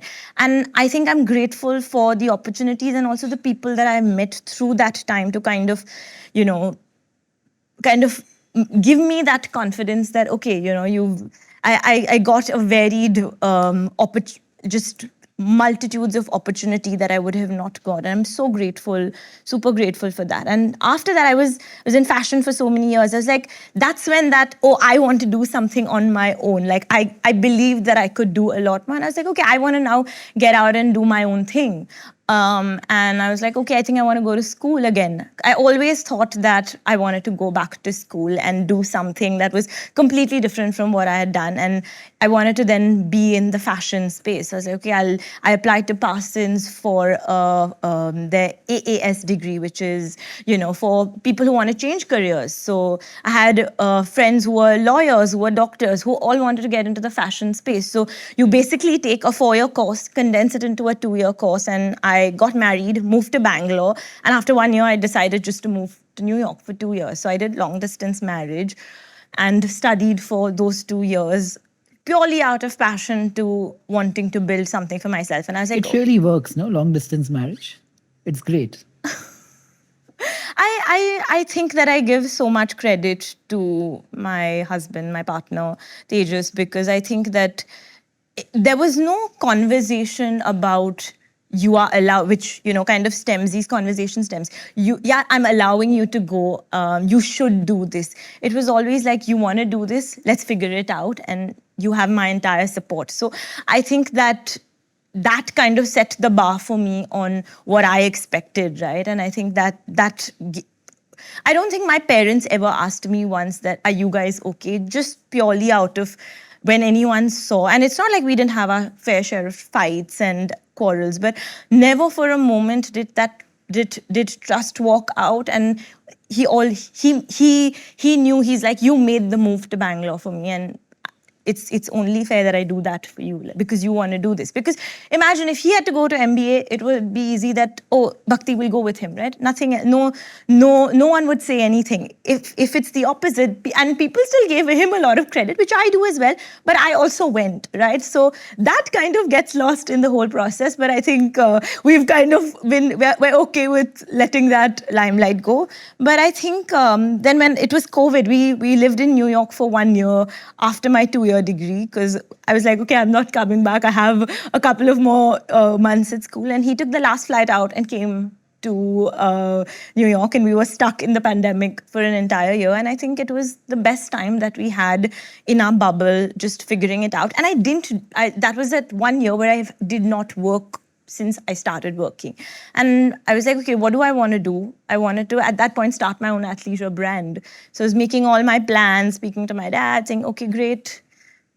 So putting all my plans together, and plans never go the way they're meant to. I moved back to India, and I started again working a little bit on the design side with trends, because the entire fashion and lifestyle business is in Bangalore. So I, was trying to see how I could actually put my skills to test. So I was working on designing a small collection, and then beauty just happened to be a conversation that I was part of, as a consumer. And then it was, nothing was planned. I remember having this conversation with Tisha, where I told her, I said, I'm just going to, I'll be around, and I definitely want to do my own thing. She's like, yeah, of course, you go ahead and it'll all work out. And that was the plan. And then there was no set moment. It was, we named Tira together. We had about 2 days to name Tira together. I know that me and her have this Google sheet where we came up with names like sorbet, blush, and Why then Tira? That's what I'll get to that. And it was just such a easy flow in that, we started from there. So we named it Tira because we were thinking of what are some of the best, the genesis of some of the most powerful brand names. And if you think, there's Nike, which is from Greek mythology, because Nike is a goddess of power. Sephora is from the goddess Zephyrus. So everything was rooted, these brands were rooted in power, in Greek mythology. So we're like, we're in India, we have so much history, so much culture. Let's go back to Hindu mythology. And then we looked up some of the Indian goddesses, and goddess Rati, who's the goddess of love, passion, and beauty. And we're like, can we make, Tira is an anagram of goddess Rati, and the entire idea is that when any person looks at themselves in the mirror, they see, every person has a unique superpower, because goddesses have superpowers, and that unique superpower on the inside helps you feel beautiful on the outside, and Tira celebrates that superpower. beautiful. So I think, and we didn't use an agency, and You light up when you speak about Tira. It's so Yeah. nice. yeah. Why did you keep it Rati and not, why did you change it around? I think it's also Sounds more about modern, I Yeah, think, we wanted to Tira. also we were making it for the Indian consumer, but also we wanted to be a global retailer for the Indian consumer. I think we were both. I think the beauty of it is that we always looked at the brand as consumers of beauty, and what we wanted, what we wanted to have that shopping experience in India, right? So every decision we made was from that perspective, versus saying, okay, let's look at what else is happening out in India. I think, and that gave such a fresh perspective to what we were trying to do at Tira. And yeah, What's cool about Bhakti also, whenever we run into each other in a function, I gravitate towards her and her husband, and I hang out with them. I couldn't quite put my finger on why, but if I asked the question I asked her to people in her shoes, 9 out of 10 would be masking insecurity with some form of ego, saying, I did this. It takes a certain amount of evolution to not do that. Compliment her father, then her husband, and Then her. place credit elsewhere, and not take any, Oh, thank you. which is nice. don't know how to take that, but thank you. The Bhakti Tira story, I think more people should hear about it. It's really Yeah. beautiful. Thank you. Yeah. And I think that happened without an agency, and our tagline is Tira for every use. So we're not, when we spoke about beauty is self-expression. Yeah. I think for us, it's celebrating every journey, every part of your beauty journey, and also just kind of, alluding to the fact that wherever you are in your life, even if it's We a got bad you. time, we got you. And we want to celebrate that version of you. We don't want you to evolve. We want you to be in that moment because we are with you. And I think that kind of came from, as women, what we feel on a daily basis, right? That we want someone to just tell us, you are enough. And I think that really, that is very personal to me. And That's incredible. I would like to also, from, if we're talking about like why Tira is so special to both Isha and I think from a perspective of just championing what women leaders can be, right? And beauty is a space where we've been able to do that. We have 60% women leaders, and we have one of the highest diversity ratios. And I have 100% success rate in women having anyone who comes to Tira has a baby, goes into their maternity leave and comes back. And I think I'm so happy. I didn't know that I was so passionate about it, but when I started this, I saw what a difference we made to women leaders. And when people were coming back from maternity, taking a break and coming back, and seeing those leaders and the kind of hunger they have has just been, an unknowing success that that I feel more proud of than anything else. That we've been able to do that, and I understood the power of when so many women come together, what they can put together. So I think that has been the most special part about Tira, that it has this amazing energy, that there's everyone who kind of wants to do something, like they also want to find themselves and prove themselves, and I think that has resonated a lot with me. If I build my brand, Dilip the fragrance or me with morning and night skincare product. Yeah. How do Is I that pitch? going to be Nikhil Kamath's line? Yeah, why Morning and not? night. Yeah. How do I pitch it to you? To Tira particularly, I think that the one thing that we at Tira, in terms of our mission and vision, we've said that we want to be aspirational, affordable yet aspirational.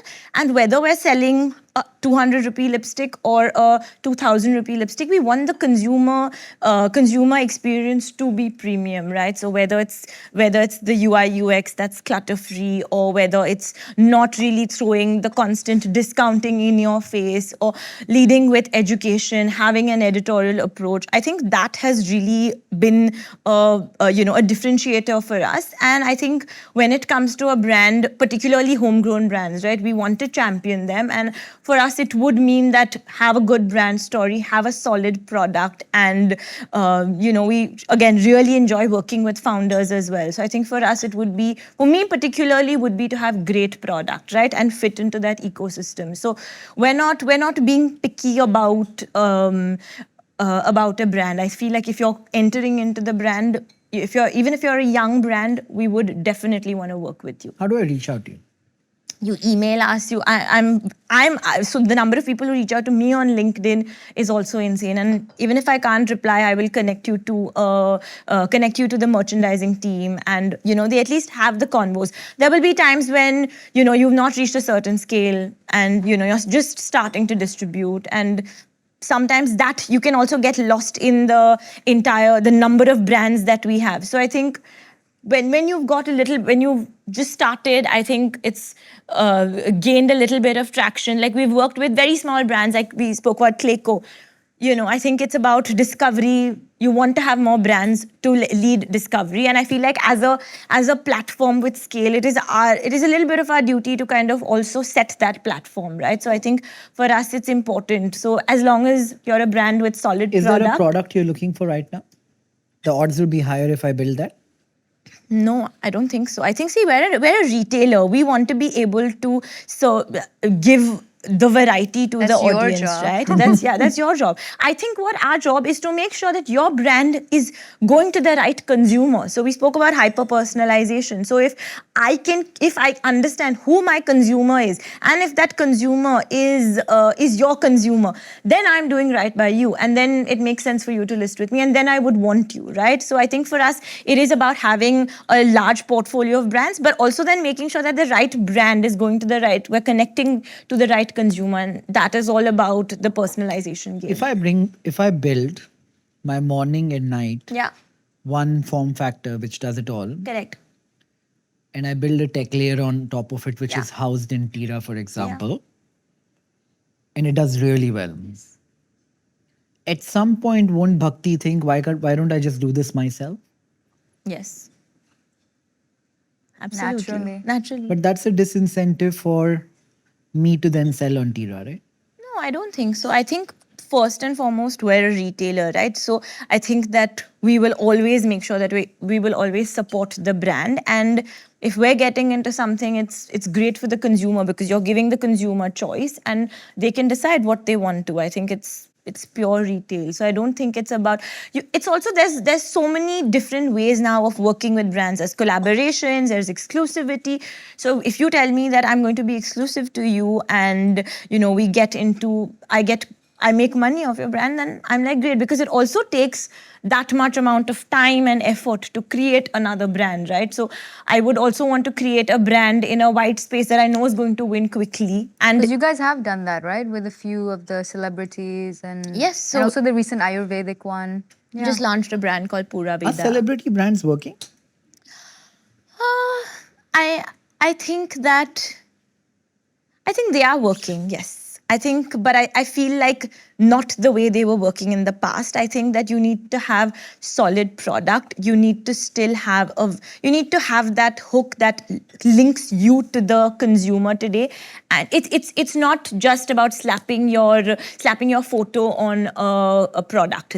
Those days are gone. You need to be able to connect with the consumer. So the consumer buys the product for you and also for the quality. So you need to have a very strong storyline that depicts what you kind of stand for, and they take a little bit of your thought, a piece of you, or something that you stand for. So it is very important for a celebrity to be authentic. I think the entitlement that sometimes Is moved away. really famous people have of like, if I just promote something, it should be fine. I think that has really, really, really shifted because we've all mentioned consumers are very smart today. They want value, they want quality, they want good ingredients, and just slapping a celebrity face doesn't cut it anymore. So I mean, Which there's so brand many. are you thinking of? I'm not going to mention the name. I'm not going to mention the name, but there's so many celebrity brands in India I think I know which you're thinking of. globally. and globally, Yeah. and globally, of course, that have started. And then if you're just not into it enough, like, for example, if you come on and you're doing a live or you're doing a video and somebody's like, what ingredients does your product have? And you're like, oh, my moisturizer moisturizes. Like, we're not dumb. Like, we can see you don't know enough about it. And then you ask another founder who really is deeply involved, whether that's a Rare Beauty, whether Fenty. that's Fenty, that you could literally wake them up in the middle of the night and be like, what is the name of your blush in shade, blah, blah, blah. What ingredient does it have? I think they're so deep. Like, for me, 100%. Like, I would know for sure anything you ask me, even the name of our warehouse in the US or UK or whatever, I would know those things because we're so deeply involved. Yeah. And I think they see that. They see that involvement, they see that love, and they see that care. And I think that translates to sales. And if a celebrity can do that, it still works. If they cannot, because they're really busy being actresses or influencers or whatever else, then I don't think it works. What are some of the examples of celebrity brands that have worked, and what did they get right? I Not think- necessarily in beauty, anything. India. Latest one I really like underneath. What is You- Underneath? Underneath is Kusha Lingerie Kapila's brand. Yes. lingerie brand. Yeah. Super You by Ranveer. Very good start. Yeah. Very good start. Yeah. What celebrity should start what brand? What celebrity should start what? Give me a name. Shah Rukh Khan. Fragrance. 100%. Fragrance. 100%. We all said it. We'll all invest in it. So me, Dilip, should Try and pitch him to be the Oh, for partner. sure. Give him 30%. You're, like, that's half your job done, like, for sure. And get Prashant to invest. Your 2 crores gets to 25 and you're home. So Prashant, the friend you met, Yeah. he founded a venture capital company called Axel. Oh. So they've been the Yeah. first check in Flipkart. Flipkart, Swiggy, Ola, all I the think tech we companies. spoke to them. Very good, very savvy investors. I think even they're looking at some beauty brands. He would have had some insight. Michael Lam, I think Michael Lam. My glam. That's not doing too well. My glam is I think the Kardashians are amazing examples of what it means to create a brand. But right? also, sell you know, everything. what I find they're also really good at is even if something fails, they just push it under the rug and Yeah. start the next And- one. yeah, and- like they don't good care point. They about don't care. failure. Yeah. They're just like, okay, that didn't work. Fine, let's start the next one. Skims, A I good think point. Kim she lives, breathes, and really buys Who? into Skims. Skims. Has again taken not just beauty, taken a category and But again, I really- think we need to mention the operator. I'm agreed, and like the Yeah. product, like the Product. product of Skim is Yeah. phenomenal. Is it? Like so, Yeah. people come back for it. I think celebrity influencers were a great like trampoline, like I said, but the product will bring you back. I agree. You know, the marketing, the branding, you need the product is still king, right? Yeah. If you don't have product, you can Yeah. build a brand, but you're not really going to. Yeah. You won't have any repeat, Yeah, and exactly. it's going to. But I think in beauty, both Rare and Fenty are, I think, gold standards for being able Rhode? to Rhode. But I still think when it comes to a storytelling, I think that Rare with the mental health Yeah. impact and Rihanna with inclusivity Diversity, and yeah. diversity and really championing those Yeah. two causes has made it, it's gone beyond the founder. So now that cause and the brand has gotten related. Yeah. It's So the singular thing that creates a community. to yes. keep, yeah, it's and they very have cool. built communities. And that's what I think has driven it. They have made themselves relevant as people, moved away from the celebrity status and kind of championed something that is core to all of us. And I think that is what they've sold. And I think that's what a lot of, let's say, Indian celebrities have Don't- seen, yeah. where they're like, oh, after their relevance as a pop star or as an actress Yeah. died out, they're still staying relevant with the business. Let's do it too. And I think that's the wrong intention to start a business just for the, oh, I'll be in the buzz and I'll make a quick buck. But I think if you truly start for, like we said, with the cause, the why, like what was my first question to you? What's your Yeah. why? Like if that's really strong, then the business will become bigger than you. Like it will sustain. Yeah. I think HRX did a very good job because I think Oh, Hrithik yeah, was involved. HRX. I think the product was good and I think the distribution with Myntra was outstanding. They did such a good job with that brand. HRX is a good celebrity brand, yeah. Yeah. Big, so big I have to plus. figure out the product first and then find the celebrity. And then the distribution. Coming to you with the brand. Let me know. It's going to be Nikhil 1, 2, 3. Dilip 1, 2, 3. What was your why? You just spoke about why. My why was truly to create India's first global beauty brand and to be on the shelves of Sephora that I never saw growing up. Like it was all French brands, it was all American brands, and I didn't feel seen in that. And I think creating a brand with so much pride from where we come from and being able to stand on those global shelves is uncharted territory. And honestly, freaks the shit out of me to do it. It really does, to really take on the US market, which is a beast of a beauty market, with sitting next to brands like all these ones that we mentioned. But that is the why. It's like we need to build something from our country that can do that and truly be global, and have that, like have us Indians be proud of our skin type, our ingredients, and everything that we come from. If I were to ask you why enough number of times and you don't have a filter on, you'll go back to first principles, identity. Like my own identity, perhaps. Yeah. But in that mirrored the identity of the community that I built, I think. Like ultimately, yes, I'm really proud of it too. And I think there's definitely an identity piece there, but I think it just makes, like it's a national pride in a way as well. And I think the community of the women that I've built so far together, I think we've all had this very clear friction points where I think maybe I told Bhakti when I was first pitching Inde Wild to her as well. It's like, there's this, on the one hand, we love where we come from. We love being Indian. We love our food, the culture, all the lists that we made. We love it.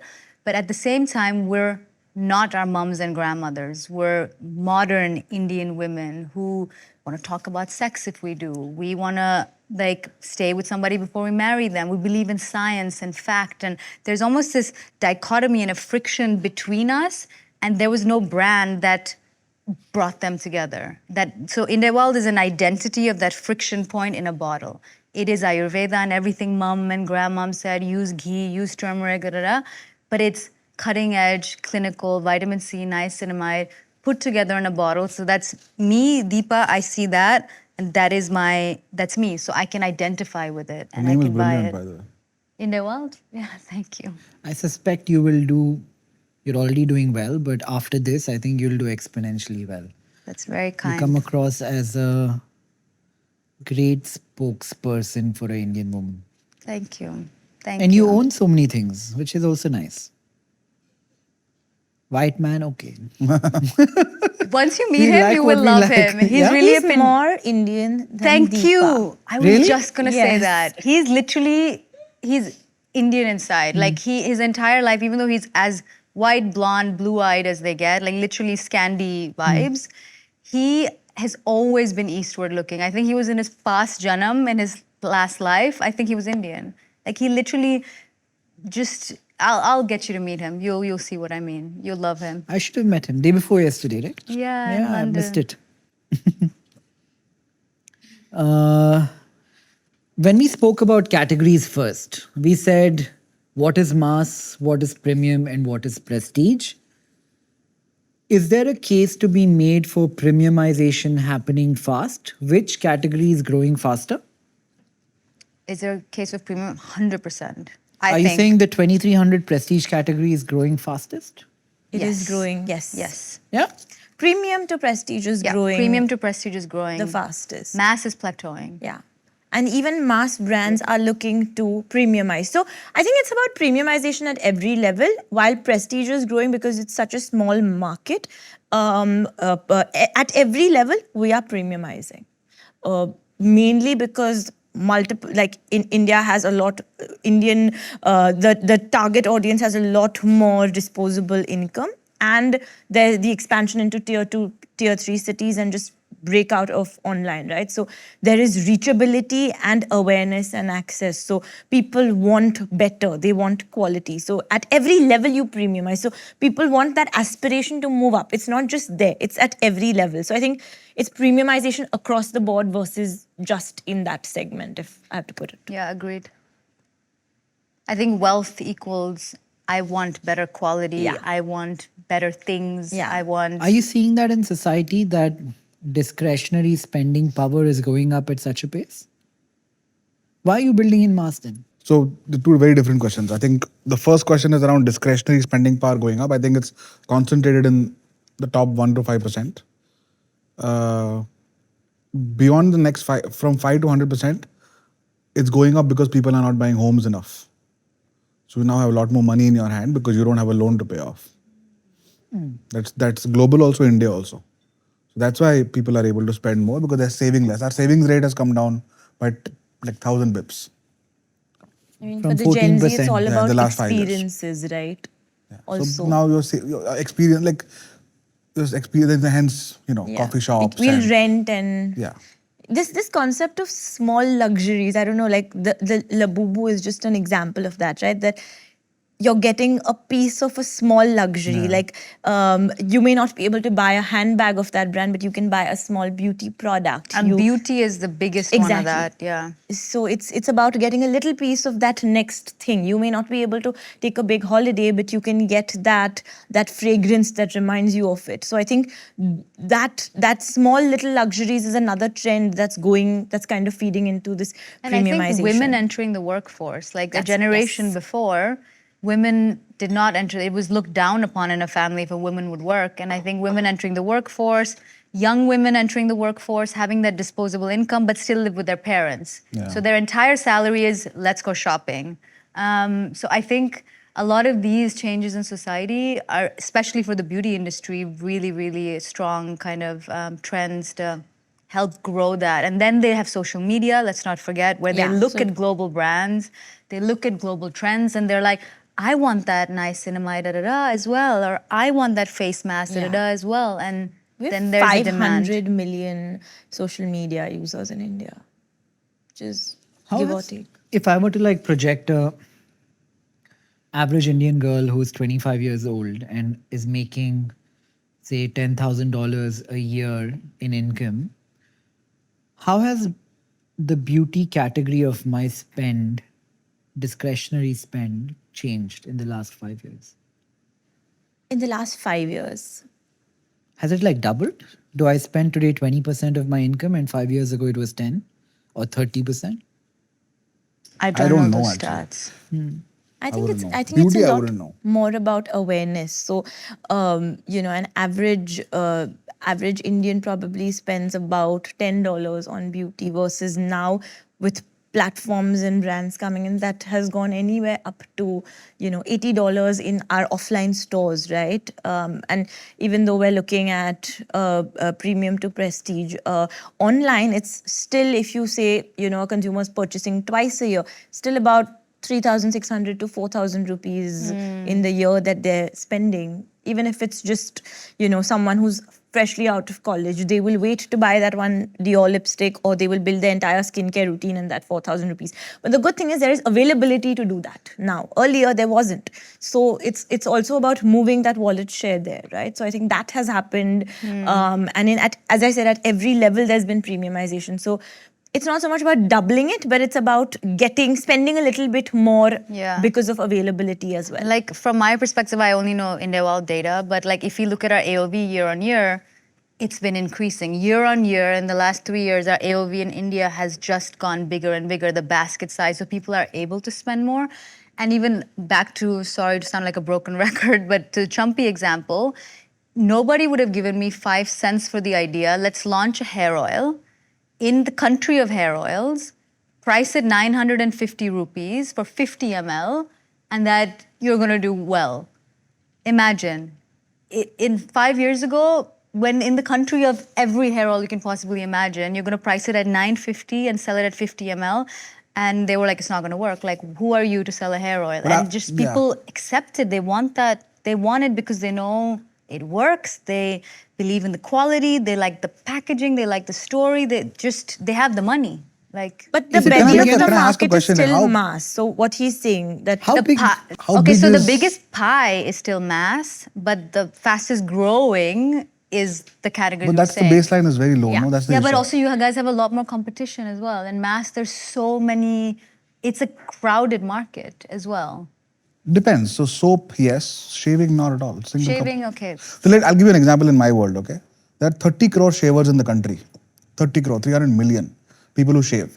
15 crore of them use 1 rupee blades. 15 crore, half the market use 1 rupee blades. 7 to 8 crore people go to barber shops. 5 crore people use disposable blades. 1 crore people use premium blades out of 30 crore, 3%. All of us will assume Mark III is like the biggest. It's a crown jewel brand globally. And Gillette is the best. I respect that company like crazy. Their inability to take someone buying a 1 rupee blade or a 20 rupee disposable to a 200 rupee Mark III is, they just can't do it. We are not premiumized. Look at Colgate. It's a 6,000 crore company. 50% market share. The most successful penetration brand possible. 70% of the business comes from 10 to 12 rupee toothpaste. Yeah.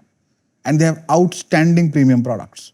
So you will have a Perfora here and there. Sensodyne is a good example. But the thing, Shantanu, is also that, right? It's not that, as we said, that sector is small, but it's premiumization at every level. So now that 10 to 12 rupees will be 15 to 16 rupees. हाँ So हो रहा है.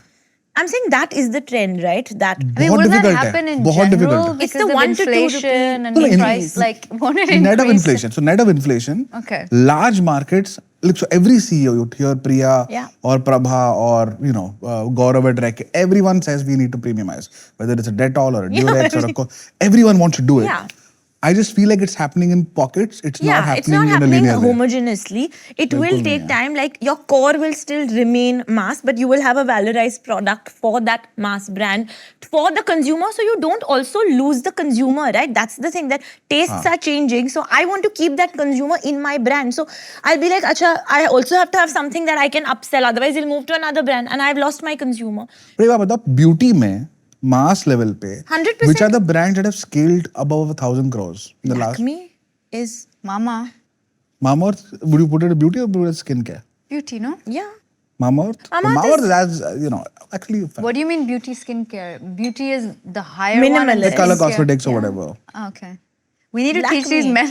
Yeah. I think Lakme is the biggest You're example talking not of about mass. You're asking valorization. for premium brand, right? Which premium brand? No, I'm is just saying, yeah, premium brands that have scaled to a large, like a Premium. 500 crores. I think it's starting. I don't think a premium has hit 1,000 yet, but I think in the years to come it will. I mean, MAC has taken time, but it's the number 3 color cosmetic brand on the, when you look Do you at... think they do 1,000 a No, year? Is that premium or prestige? That's premium. Premium for sure. Like I see, for example, So how big is that market, Shantanu? How big is the prestige market? How big is the premium market? I think बहुत छोटा है. Like I feel it's still very small and it's The been growing prestige market fast. is 0.8 billion USD. In what? In what category? In beauty. In beauty. Yeah. And I think it's growing faster than we expect. Be I have a about feeling. 10% I have a feeling it only taps the out. beauty That's my market. issue. So it'll still Like, be all of us have significantly this small. feeling because we live in this world. But I think with India, what we need to always look at is India's like consumers and as a country, I feel like it lives in many different centuries at the same time. Like, yes, the premium market is not as big, but I just think the middle class and the luxury consumer is growing at a very fast rate. It's not as big as mass, I agree. The pie there is way bigger, but I see it from my own brand. Like, if I look at my pricing, a couple years ago, people would just find that very, very expensive for an Indian brand. And it's working. Like, So, for example, to aid your argument, I would say, okay, fine. Mercedes, for example, is a 25,000 crore company in India. It's 4 times the size of Colgate. But they just have to sell 25,000 cars. yeah. That's true. It's 25,000 cars, 25,000 crores. So Yeah. if you have to sell a small volume, you can have a large premium luxury business. But I But in think- beauty, I think you have, No, it's a but volume game again, also. No? I really, huge- really it's a volume believe. game. How will you I build a believe in the prestige brand? consumer. I think the consumer wants quality. I think the consumer wants good ingredients, and when you truly can give it, like Inde Wild wouldn't exist otherwise. Like they really do. Do you think to get to 1,000 crores, you don't have to compromise on price? You can do it at a 950 rupee hair oil? Yeah, You'll get to 1,000 crores? yeah. I mean, we also have the US, luckily. No, in India. Oh, in India, purely, eventually. I don't think in the next 3 years, but I think eventually, yes. It's also about how much, if you can build 1,000 crore brand, if you're putting in like crazy amounts of money, right? But to do it purely on organic, Sustainable, yeah. building it on with an organic mindset and doing it sustainably will take time. It's not easy to build a 1,000 crore. कौन सा हुआ है? Which is a high volume prestige game that has happened in India?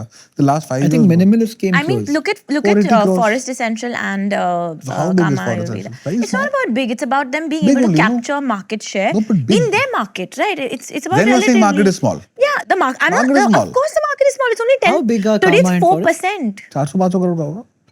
Sub 500 crores. You Plum think? is fine. Today, Yeah, yeah. prestige is only 4% of the beauty market. As I was telling him, it'll be 10% in the next 3 to We 4 all years. feel like, even I made that huge mistake of launching very premium and then realizing that it will remain a niche business. But no, I don't agree with your definition of premium. Premium is not one thing, right? What is premium to me may not be premium to him. Yes, there's a definition of premium on classification, but So by category you can make out, no? Like Gaadi, for But that's example, what I'm 40 saying, lakhs in ऊपर is mass, premium. you're still premiumizing in mass. You're still staying in mass. So that is what I'm talking about is the Yes, trend. that I agree. That's exactly what I'm saying. That your 10 to 12 rupee Colgate, you will create a product that is 10 rupees more expensive, right? You're not going But नहीं above. हुआ है ना वो. Biscuit देख लो आप, But biscuit देख लो, that chips is देख लो. that's the Grammage is upcoming reduced, trend. price is I'm 10 not saying bucks. it's happened. It is happening. That's where everyone is saying that as well, right? Everyone is saying that I have a huge question mark on it because of inequity. I just feel all the money gets concentrated in a small number of people. Fair. And then we fool ourselves into believing there's a consumption story. We're seeing it getting stagnant for the last 3 years now. We But there started- is that new, like women entering the workforce. That is a new variable. And young women having that We have the disposable highest income. unemployment rate of women in the world. Our employment rate in women is reducing, not increasing. But where are you? I think you're always looking at it from the lens of The like numbers, tier yeah. 2, tier 3. And I think we're always looking at it from the lens That- of correct. tier I 1 agree with metro. you. I think that's the big difference. But even in metro, how much of Bombay do you think is tier 1 in terms of income? Under 5, 100% under 5. No, I 100% agree with you on that. So for that small number of that, for that 1 crore people, you can do a million Yeah, things. absolutely. And we're not, I don't think any of us are creating for that 1 crore, right? They have the ability to buy whatever they want, travel wherever they want, and That's do the whatever they ultra want. luxury. Yeah, we are creating for a large audience, and I think that you are creating for the largest audience, right? And I think at Reliance we just- do also yeah. everything at scale. You have to do it for the majority I just of feel if you India. want to build a large business, You have to do it. You have It's the to belly of the price- market, 100%. Your price will have to start eroding. And what, according to you, is the definition of a large business? 1,000 So let's CR. talk oils. Oils, let's say Parachute is what, 4,000 crores? Is the largest oil business Yeah. in terms of beauty oils. But If what you want to would- get to what would- 25% of Parachute, your average order value will have to come from 950 to 400, 450, in my view. In my view. But If what you would make it a successful business? If I hit 1,000 CR, you'd be like, that's successful. No. That's totally up to you. You Yeah. can totally say that, boss, I want to build a, like Forest Essentials promoter will say that the most successful business because they build a great brand and it is the scale at which it is. But I think, like if, for example, if you want people to become entrepreneurs, you have to aim for the stars and then be okay to fall on the moon. So large markets with large outcome possibilities should be a starting point fairly, in my view. I feel that the illusion of scale in large price points, because it is aspirational, is very high. Do you think, ironically enough, you need a larger capital pie to go after the mass market and a smaller one for the premium market? It is very expensive to go after the mass market. It is very expensive because we have 5 million retailers and it is capex heavy to go after 5 million retailers. And you'd rather go top down than bottom But I think up? with quick commerce, thoda sa wo change ho raha hai. So earlier you could build at 100 crores, you would say, okay, at 100 crores now a beauty or an apparel or a food F&B brand has to go into stores. Today that number is now 500. You can build a good 500 crore business, 80% online and some amount in modern trade and still do well. Like we are 500 crores. Do you think the pathway would be to build a premium brand and then trickle down, or Yes, to an extent, yes. Because you set aspiration and then you can kind of sub-brand it out or make more product. That's how I feel like Mama Earth has done a good job with that. right? But I just feel you have to do it, or you acquire a brand, or you become more. Or you start a sub brand which is accessible? Because I think I've invested also in so many entrepreneurs who think big, and then they just see the market just fall off a cliff, yeah. That universe becomes so limited. Additional customer acquisition becomes so expensive because But to they be don't have the money. fair, a lot of what we are discussing today is what Indian brands can sell outside of India. Fair. That's a very Global different brands. story. That's a very different story, and I think that's a fair point to have. I think that's how it should be. You know, we should inspire people to build brands not just for India but outside of it. And I Very think Indian in nature brands. Yes, India has the absolutely. ability to do it as well. We're the largest motorcycle seller in Africa. Bajaj is beaten Chinese motorcycle players. Scooters, hands three down. wheelers, all of that. But that's because the really large Western markets or Chinese markets are not two wheeler heavy, right? Yes. Also true. So I think we've figured that out.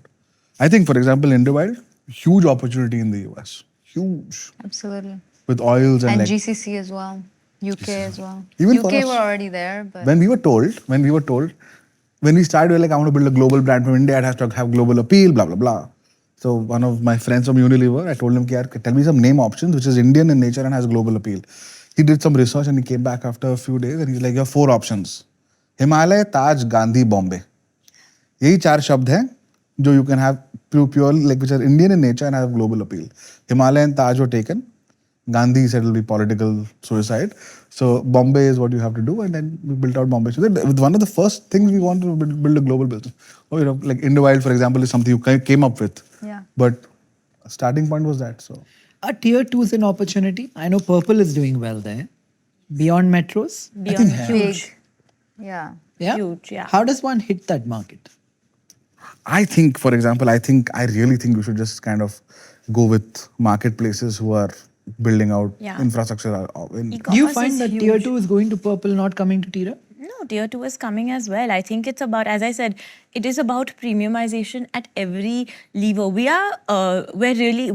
I don't think that we are only speaking to the metro audience. What I think what we wanted to create is a platform for the Indian consumer of today, right? And that consumer is not just sitting in tier 1, they are sitting in Everywhere. tier 2 and tier 3. And in fact, there is at least 5x times headroom to grow in terms of acquisition and even premiumization. Like a huge amount of prestige sales come from tier 2 and tier 3 cities. So we should not assume that those consumers are buying value. They have the ability, they have they also have the wallet share to be able to spend on those things. So there is huge amount of untapped revenue acquisition all beyond metros, because those consumers want, there is aspiration at every level. As I said, there's aspiration and premiumization at every level, and there's so much untapped potential there. We should actually make the distinction between income India 1, India 2, India 3 and urban rural India 1, India 2, India 3. So tier 2 India, if you in fact look at the top 5% households in a Ludhiana or a Nasik or a Coimbatore, will probably have much higher disposable income than the top 5% in a, let's say, Pune or an Ahmedabad, because the cost of living is so much low, you end up saving, and then you will want to have Tira. But I want to ask you, are you thinking quick? Like Blinkit is now in 200 cities and they're like expanding. And in tier 2, for example, the good part about tier 2 India is you need only 2 Blinkit stores to serve the whole city. I know a friend who's starting quick commerce specifically for beauty. Oh, quick commerce for X has now become... Quick commerce for fashion. Baapre, so much paisa. Quick commerce for this, For food. Fashion it's crazy. Quick commerce for food? Yeah, 5 minutes. But that's Zomato. No. Zomato has bistro or whatever, cafe or whatever. You know what the offering is? 2-minute cook time, 8-minute delivery time. 2 minutes mein khana ban raha hai, 8 minutes. Who is cooking? Who is doing Some this cloud kitchen with like ready stuff. Yeah. Couple of weeks ago, I was interviewing Dara, the Uber CEO in the US. He had a very interesting take on this. The American markets skipped quick commerce because they had big box retail. And he said, quick commerce can work in very densely populated societies, but the distinction is how many people in that society are willing to pay $1, $2, $5 a day in perpetuity, because the labor arbitrage comes in. If this building has, 30 houses or 50 houses, and we all use quick commerce a couple of times a day and we're spending a few thousand rupees, at some point it gets to the point where people start thinking, okay, a few thousand rupees a day is a few lakh rupees a month. Should we hire 5 boys who will not only go and bring the grocery, but they'll also do errands at home? It works in high cost of labor societies somehow. In India, I don't know. I don't know what the TAM is. I don't think it's much more than 50-60 million people. If with That's all a large TAM. But not more. 5 crore people are a large TAM. Well, these companies have 2 lakh, 3 lakh crore market caps. So TAM is reciprocal of that, right? I don't know. It's a tough question. I've never bought. All of them are my friends, but I've never bought from quick commerce? I've never invested in a quick commerce company. But you have ordered. Yeah, I have. Yeah. It's now becoming a feature. So, for example, Nykaa is now doing sub 2-hour delivery in Bombay and Bangalore. Like for D2C brands, there are now companies that do quick commerce. So they'll say, hey, for these pin codes, we'll deliver in 6 hours. We'll have a... But I'll tell you, this is again labor arbitrage. Uber does this exact same thing where their riders are not employees. They can't have unions. They don't get pensions and medical and this, that, and the other. When 7-8 players come into the foray and they start unionizing and they start asking for benefits, at some point that cost to convenience math will get skewed and not for the better. But that's what happened with Uber and Ola also in India, no? Yeah. The market tapped out very quickly. Yeah. And then all that supply of cars became problematic. Yeah. Rapido is like the upcoming thing Because from subscription. Bangalore. Bombay? I only use Rapido now. Yeah? Rapido? Only Yeah, Rapido, Rapido. yeah. Gurgaon, Bombay, Bangalore, only Rapido. Pradeep will kill me for saying this, but yeah, Uber is too expensive. Who's Pradeep? Pradeep was Asia head for Uber, is now working in Dara's team, I think, on their enterprise stuff. He's moved there. He's one of my investors. Yeah. Ayurveda. Ayurveda was a novelty a few years ago. Is it still? I don't think it's a novelty. I think, as she said, it's about In the pre-actives era. Right now it's all actives, right? now it's about how do you, if you can take Ayurveda Hybrid. and actives and put it together and, you know, get the benefit of, as you said, the natural, the holistic, you So know. in beauty, I think there's always been two lanes. Like Yeah. there's people who like clean, which is all natural, herbal, la la la la. And then there's clinical, yes. which is the dermats, the actives, da da da. And I think there's a new trend or phase that's coming up where it's clinical. So it's the clean and the clinical, aka hybrid. And I think Ayurveda is having that phase now. So I think the brands like Kamath, Forest that are pure Ayurveda are there, but I think it's a different demographic Yeah. that they serve. And I think brands like Inde Wild, which are clinical, Ayurvedistry is the term we coined, like Ayurveda meets chemistry. Is that how you would describe Inde Wild? Yeah, that's the main, I think, bucket is that we formulate and we kind of do everything under Ayurvedistry, which even is that friction point I was talking about earlier, where the consumer is Ayurvedistry. You can have food that's Ayurvedistry, which basically just means fusion of Ayurveda and the chemistry or the science-backed things. And I think that is easily acceptable to the new consumer. Did you just raise a round? Yeah. Who was the investor? Unilever.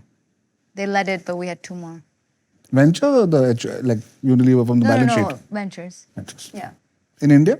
No, in the global office. How large was the round? We raised 5. Million. Yeah. At like a That. 4x, He's taken. 4x, 5x. Ish, yeah. And you're selling 8 to 10, no, 12 million now. This year we're gonna hit 12 in net, yeah. The company really has grown a lot in the last 12 months thanks to India is just exploding for us. Like US is doing really well, but we're only on .com in the US at this point. UK we're .com and Sephora, but Sephora is tiny there. It's 7 stores. And India is just like it's the retail side, it's our .com side. It's just really, yeah. How much is direct to customer? I'd say we still do 40% direct and 60 is between all our retailers. But changing. Retail is taking the pie like every month more. Yeah. Would you be open to someone coming in and getting equity in your company? Like significant equity? Do you mean you? Me or anyone watching this? I mean, right now I don't think we're fundraising, but I think we'll probably do Series A next year. But right now we're good. Yeah. But yes, always come meet me, have coffee. That's always welcome for that. We know sometimes with these things, it's before you get into a marriage, you need to court. So we're always happy to have coffee. Yeah. Interesting. Your story after McKinsey, we didn't get there. How did you get to here from there? I think I was a part of the cohort of brand. I think there was a lot of infrastructural things happening in India at that time, right? We had Jio and Airtel and Xiaomi and iPhones and Samsung putting phones and internet in people's hands. But Amazon, Flipkart, Facebook, Google giving us ability to market products and store them. And we had a consumer base that was truly changing because of Virat and Ranveer at that time with beards and expression, right? So masculine trends were really taking off in terms of styling.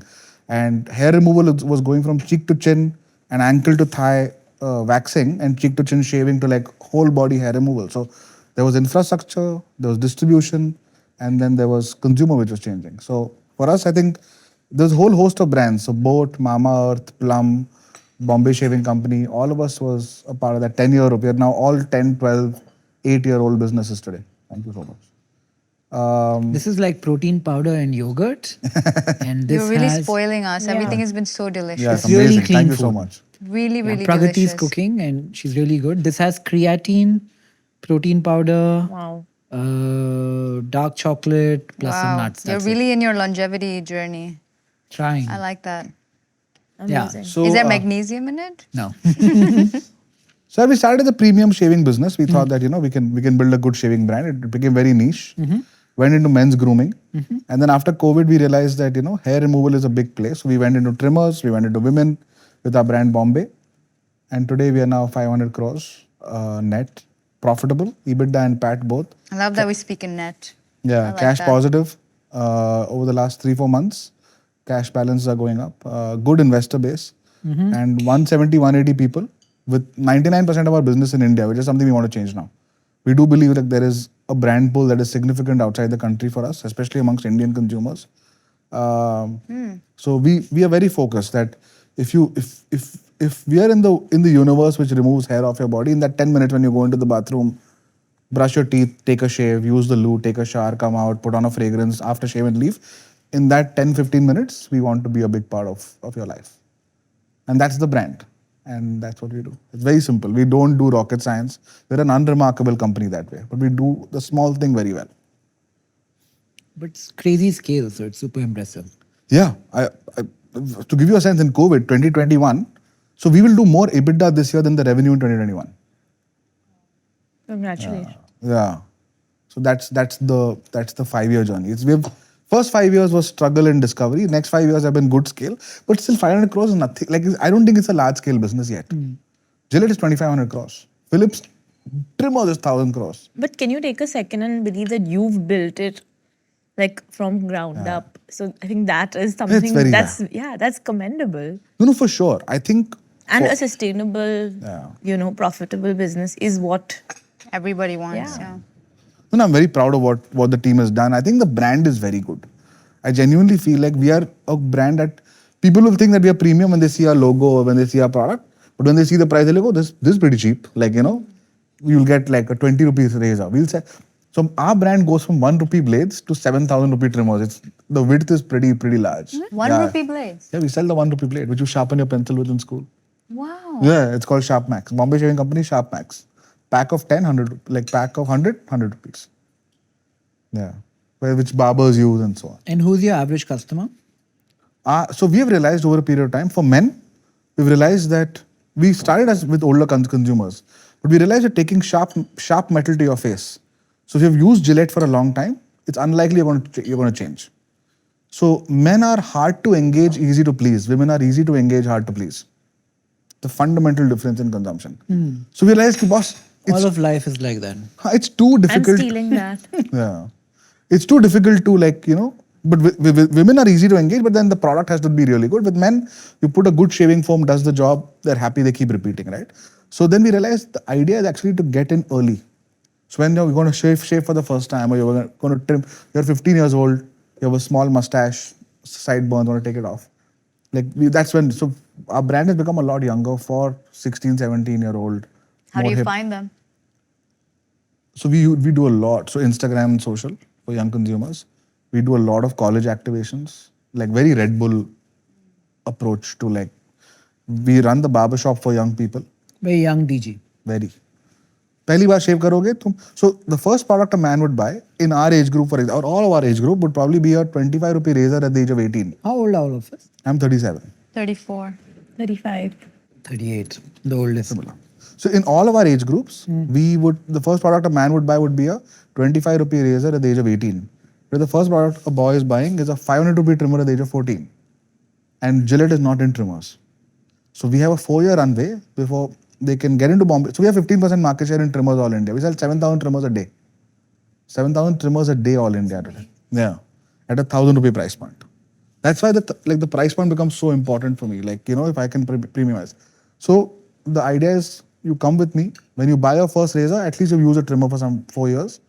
You'll choose Bombay Shaving Company. But if you're 25, 27, 28, you've used Gillette for 10 years, you're used to it, there's no way you're changing. There's no way. It's too good a product. Gillette's too good. So that's the idea. Thank you. I don't want chocolate all over me. Sorry. Yeah. There you go. Thank you. You guys are serving us the wrong food Yeah. for a podcast. Yeah. Yum though, right? Yeah, but noodles and chocolate. It's like slurping the noodle up. But yeah. And we are still like, we did the whole GT thing, by the way. We went into offline stores.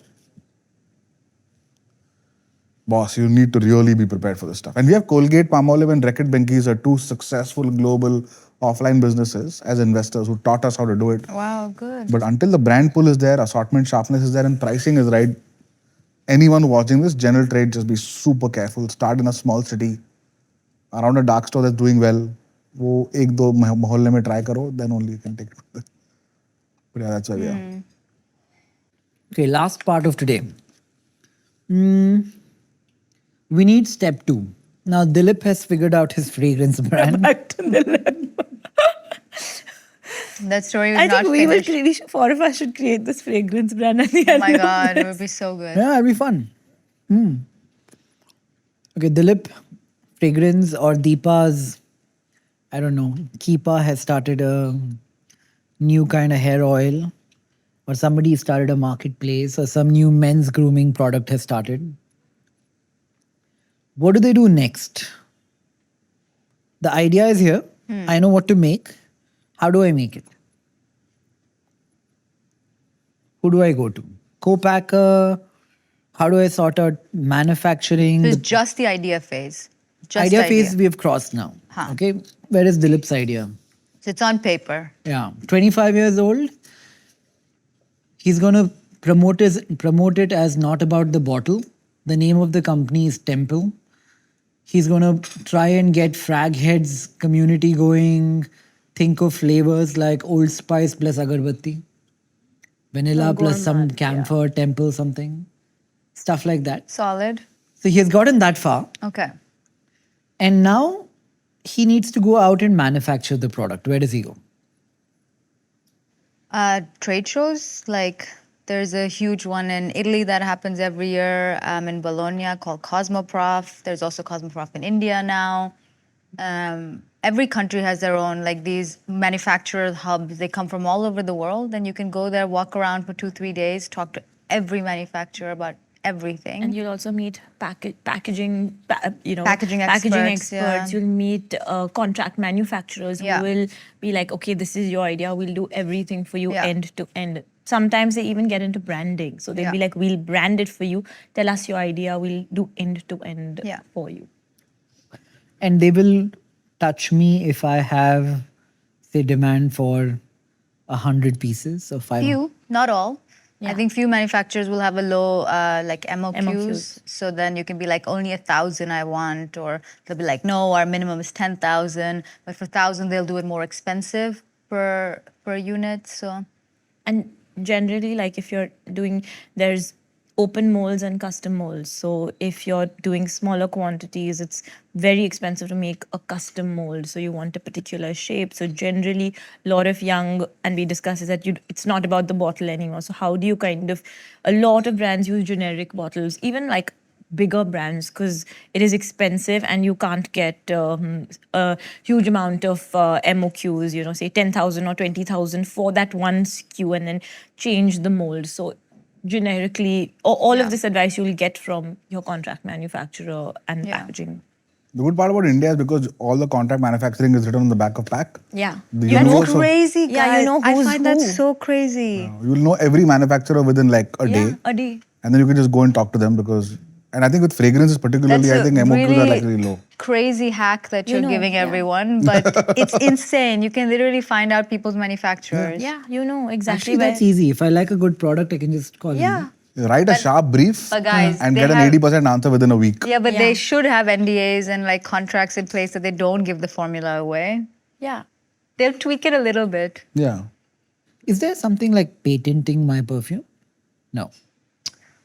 Not patent in perfume unless like the odor technology, whatever we were talking about, Yeah. that you could probably patent. But just purely the notes, no, you can't patent that. You can keep it there's secret. Like, so many dupes. Like the dupe market is a whole different market. Yeah. So, it's insane. yeah. Insane. And people are like, people use dupes and they say that they use dupes because No, they and want to there's a look whole smart. community about telling you which is the best dupe. Dupe, So By Yeah. dupe, you don't mean like a Chanel is called Chanel. No, it's duplicate. Like No, it's, no. it's a Bella Vita. He says कि this is Bella Chanel number Vita. 5 का ये. Yeah.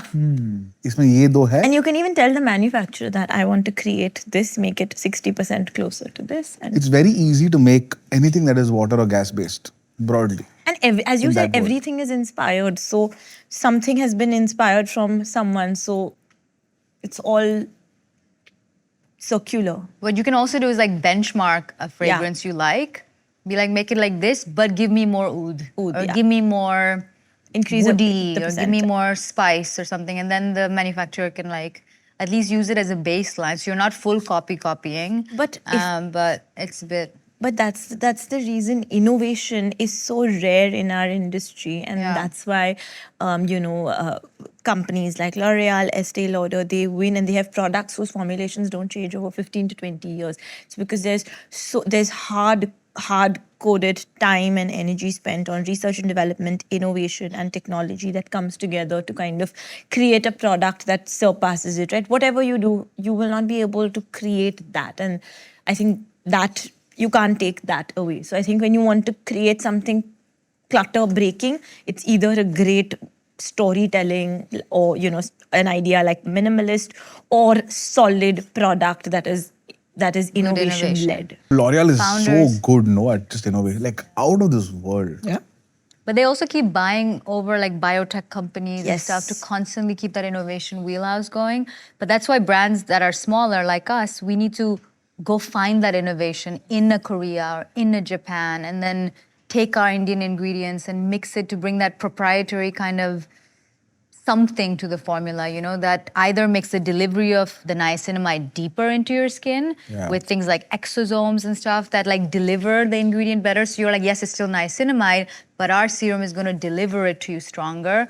Or you do it based on ingredients, or you do it based on the texture itself. Like it's the most unique sunscreen texture you've ever felt, because in the humidity it just melts in your skin. Like, so there's something that I think as a brand you have to give your customer that's then different than every other kind of cookie cutter. The greatest story in this world was actually Darshan Bhai in 2010-11. When he said that my perfume lasts longer, we don't need this whole aerosol technology. Just put water and gas, give it in a can, and we call it deodorant. And Fog is a 1,000 crore business built off of great marketing and a product that lasts long. FOGG, the Fog. deodorant brand. Yeah. This Axe was 40% market share.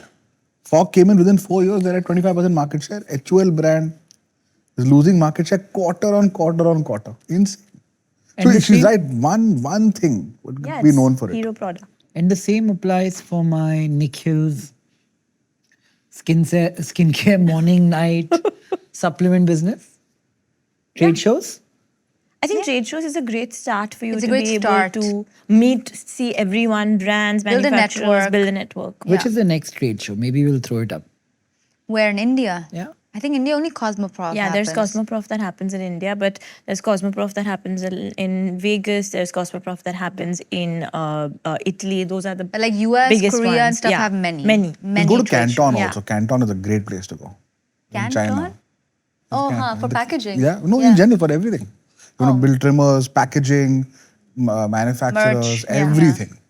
Canton is like the Even world's- Korea has, through the year, they have many conventions and trade festivals, and it's a great start, particularly if you don't know anyone in the industry. It's great Yeah. to go build that contact They network. just find, yeah. Yeah, and also there'll be smaller manufacturers who you'll want to work with, who'll be able to suit to your scale and help you innovate and take that time, and then move to, once you've got it, okay, this is what I'm going to do, and there Because you indeed, can. as a small brand, it's going to be a lot harder to go to a really big manufacturer Exactly. that builds for the biggest brands, because they're like, sorry, but no, you don't have scale.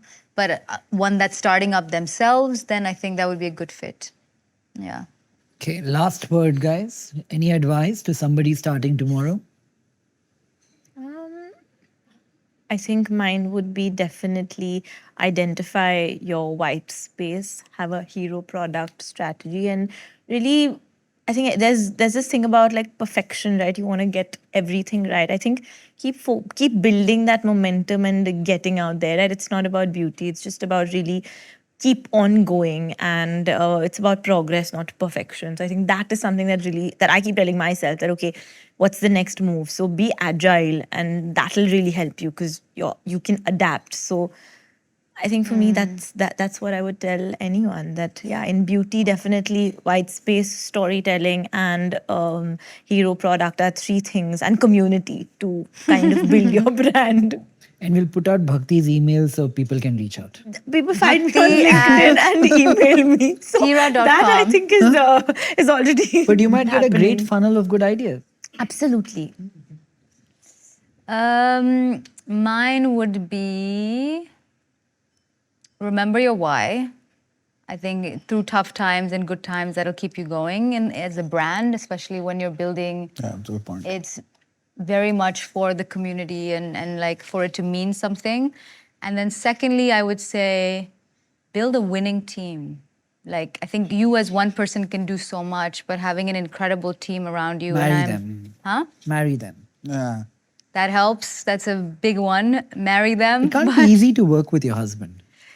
I know people say that, but we're one of those crazy couples that is, and Bhakti's witnessed it live, but we're so happy to be with each other all the time that even if we like are away for 24 hours, we're like, oh, I miss you. Like, but I think from a business perspective, we have very complementary skill sets. Like Right. he was an ex-diplomat and he's really a kind of people's collaborative leader, and I'm much more like the solo vision kind of leader, and I'm much more marketing and storytelling, and it's all in here and I need to bring it out, and he's so much more about, and it's just really complementary. Like I think without him, Inde Wild wouldn't exist.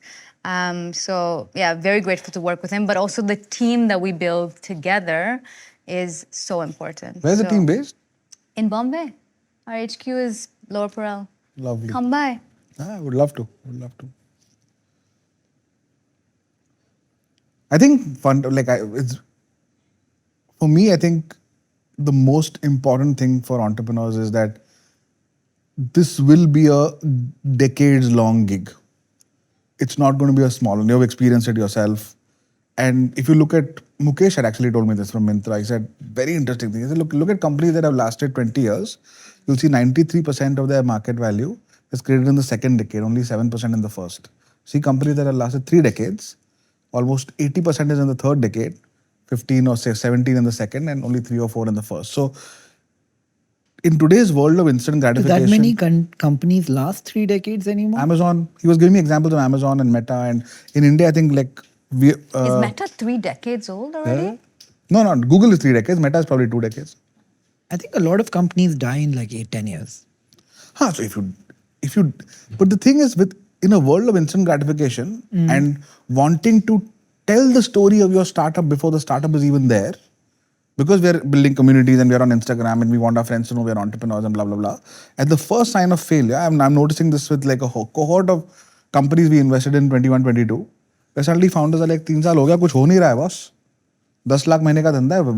What do we do? Not worth it. Shantanu, grit. Yeah. So I think patience and It knowing is that very this is like important. there's opportunity cost and there is a very long zone of frustration for most good companies, even the most successful ones. So just go through it.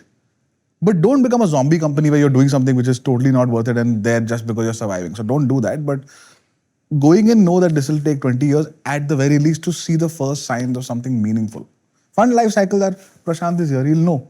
Everyone promises 8-year life cycle is 13, 14 years. India is a country where you need 15, 20 years to find something meaningful. So, We run all perpetual funds. huh? We run all perpetual funds. No fund life. What's your takeaway from spending 3 hours with us on beauty? 4 hours. 4 hours. Wow. If there is a Dilip listening, that idea is yours. You can have it on the fragrance. Unless we do it first. Unless they do it first. Yeah. But I think tomorrow we will care a lot more for how we look as a means of getting validation. So anything that aids that will likely grow, both in the mass and the premium segment. I think the affluent will probably adapt faster. So the premium will go significantly faster than mass. So it feels like a good category to be in. And as an investor, strangely enough, there aren't enough listed Indian players which allow you allocation into this category. So lots of room and potential for someone to build here. Beauty, for example, so many new companies. I see Foxtail and DU and Deconstruct and Pilgrim, large scale, Inde Wild, like large scale businesses now. Like look at Minimalist. They were like a 3-4 year story. Yeah, I think 4 or 5, yeah. Wild. Crazy. Very well done. Done. Thank you guys. Thank you so much. Thank you so having So nice to meet both of you as well. 4 hours went like 30 minutes. That just went by super fast. When you're having fun and eating yummy food. Yeah. Thank you for so the much. food, Bringing man. all of Lovely us time. together, yeah.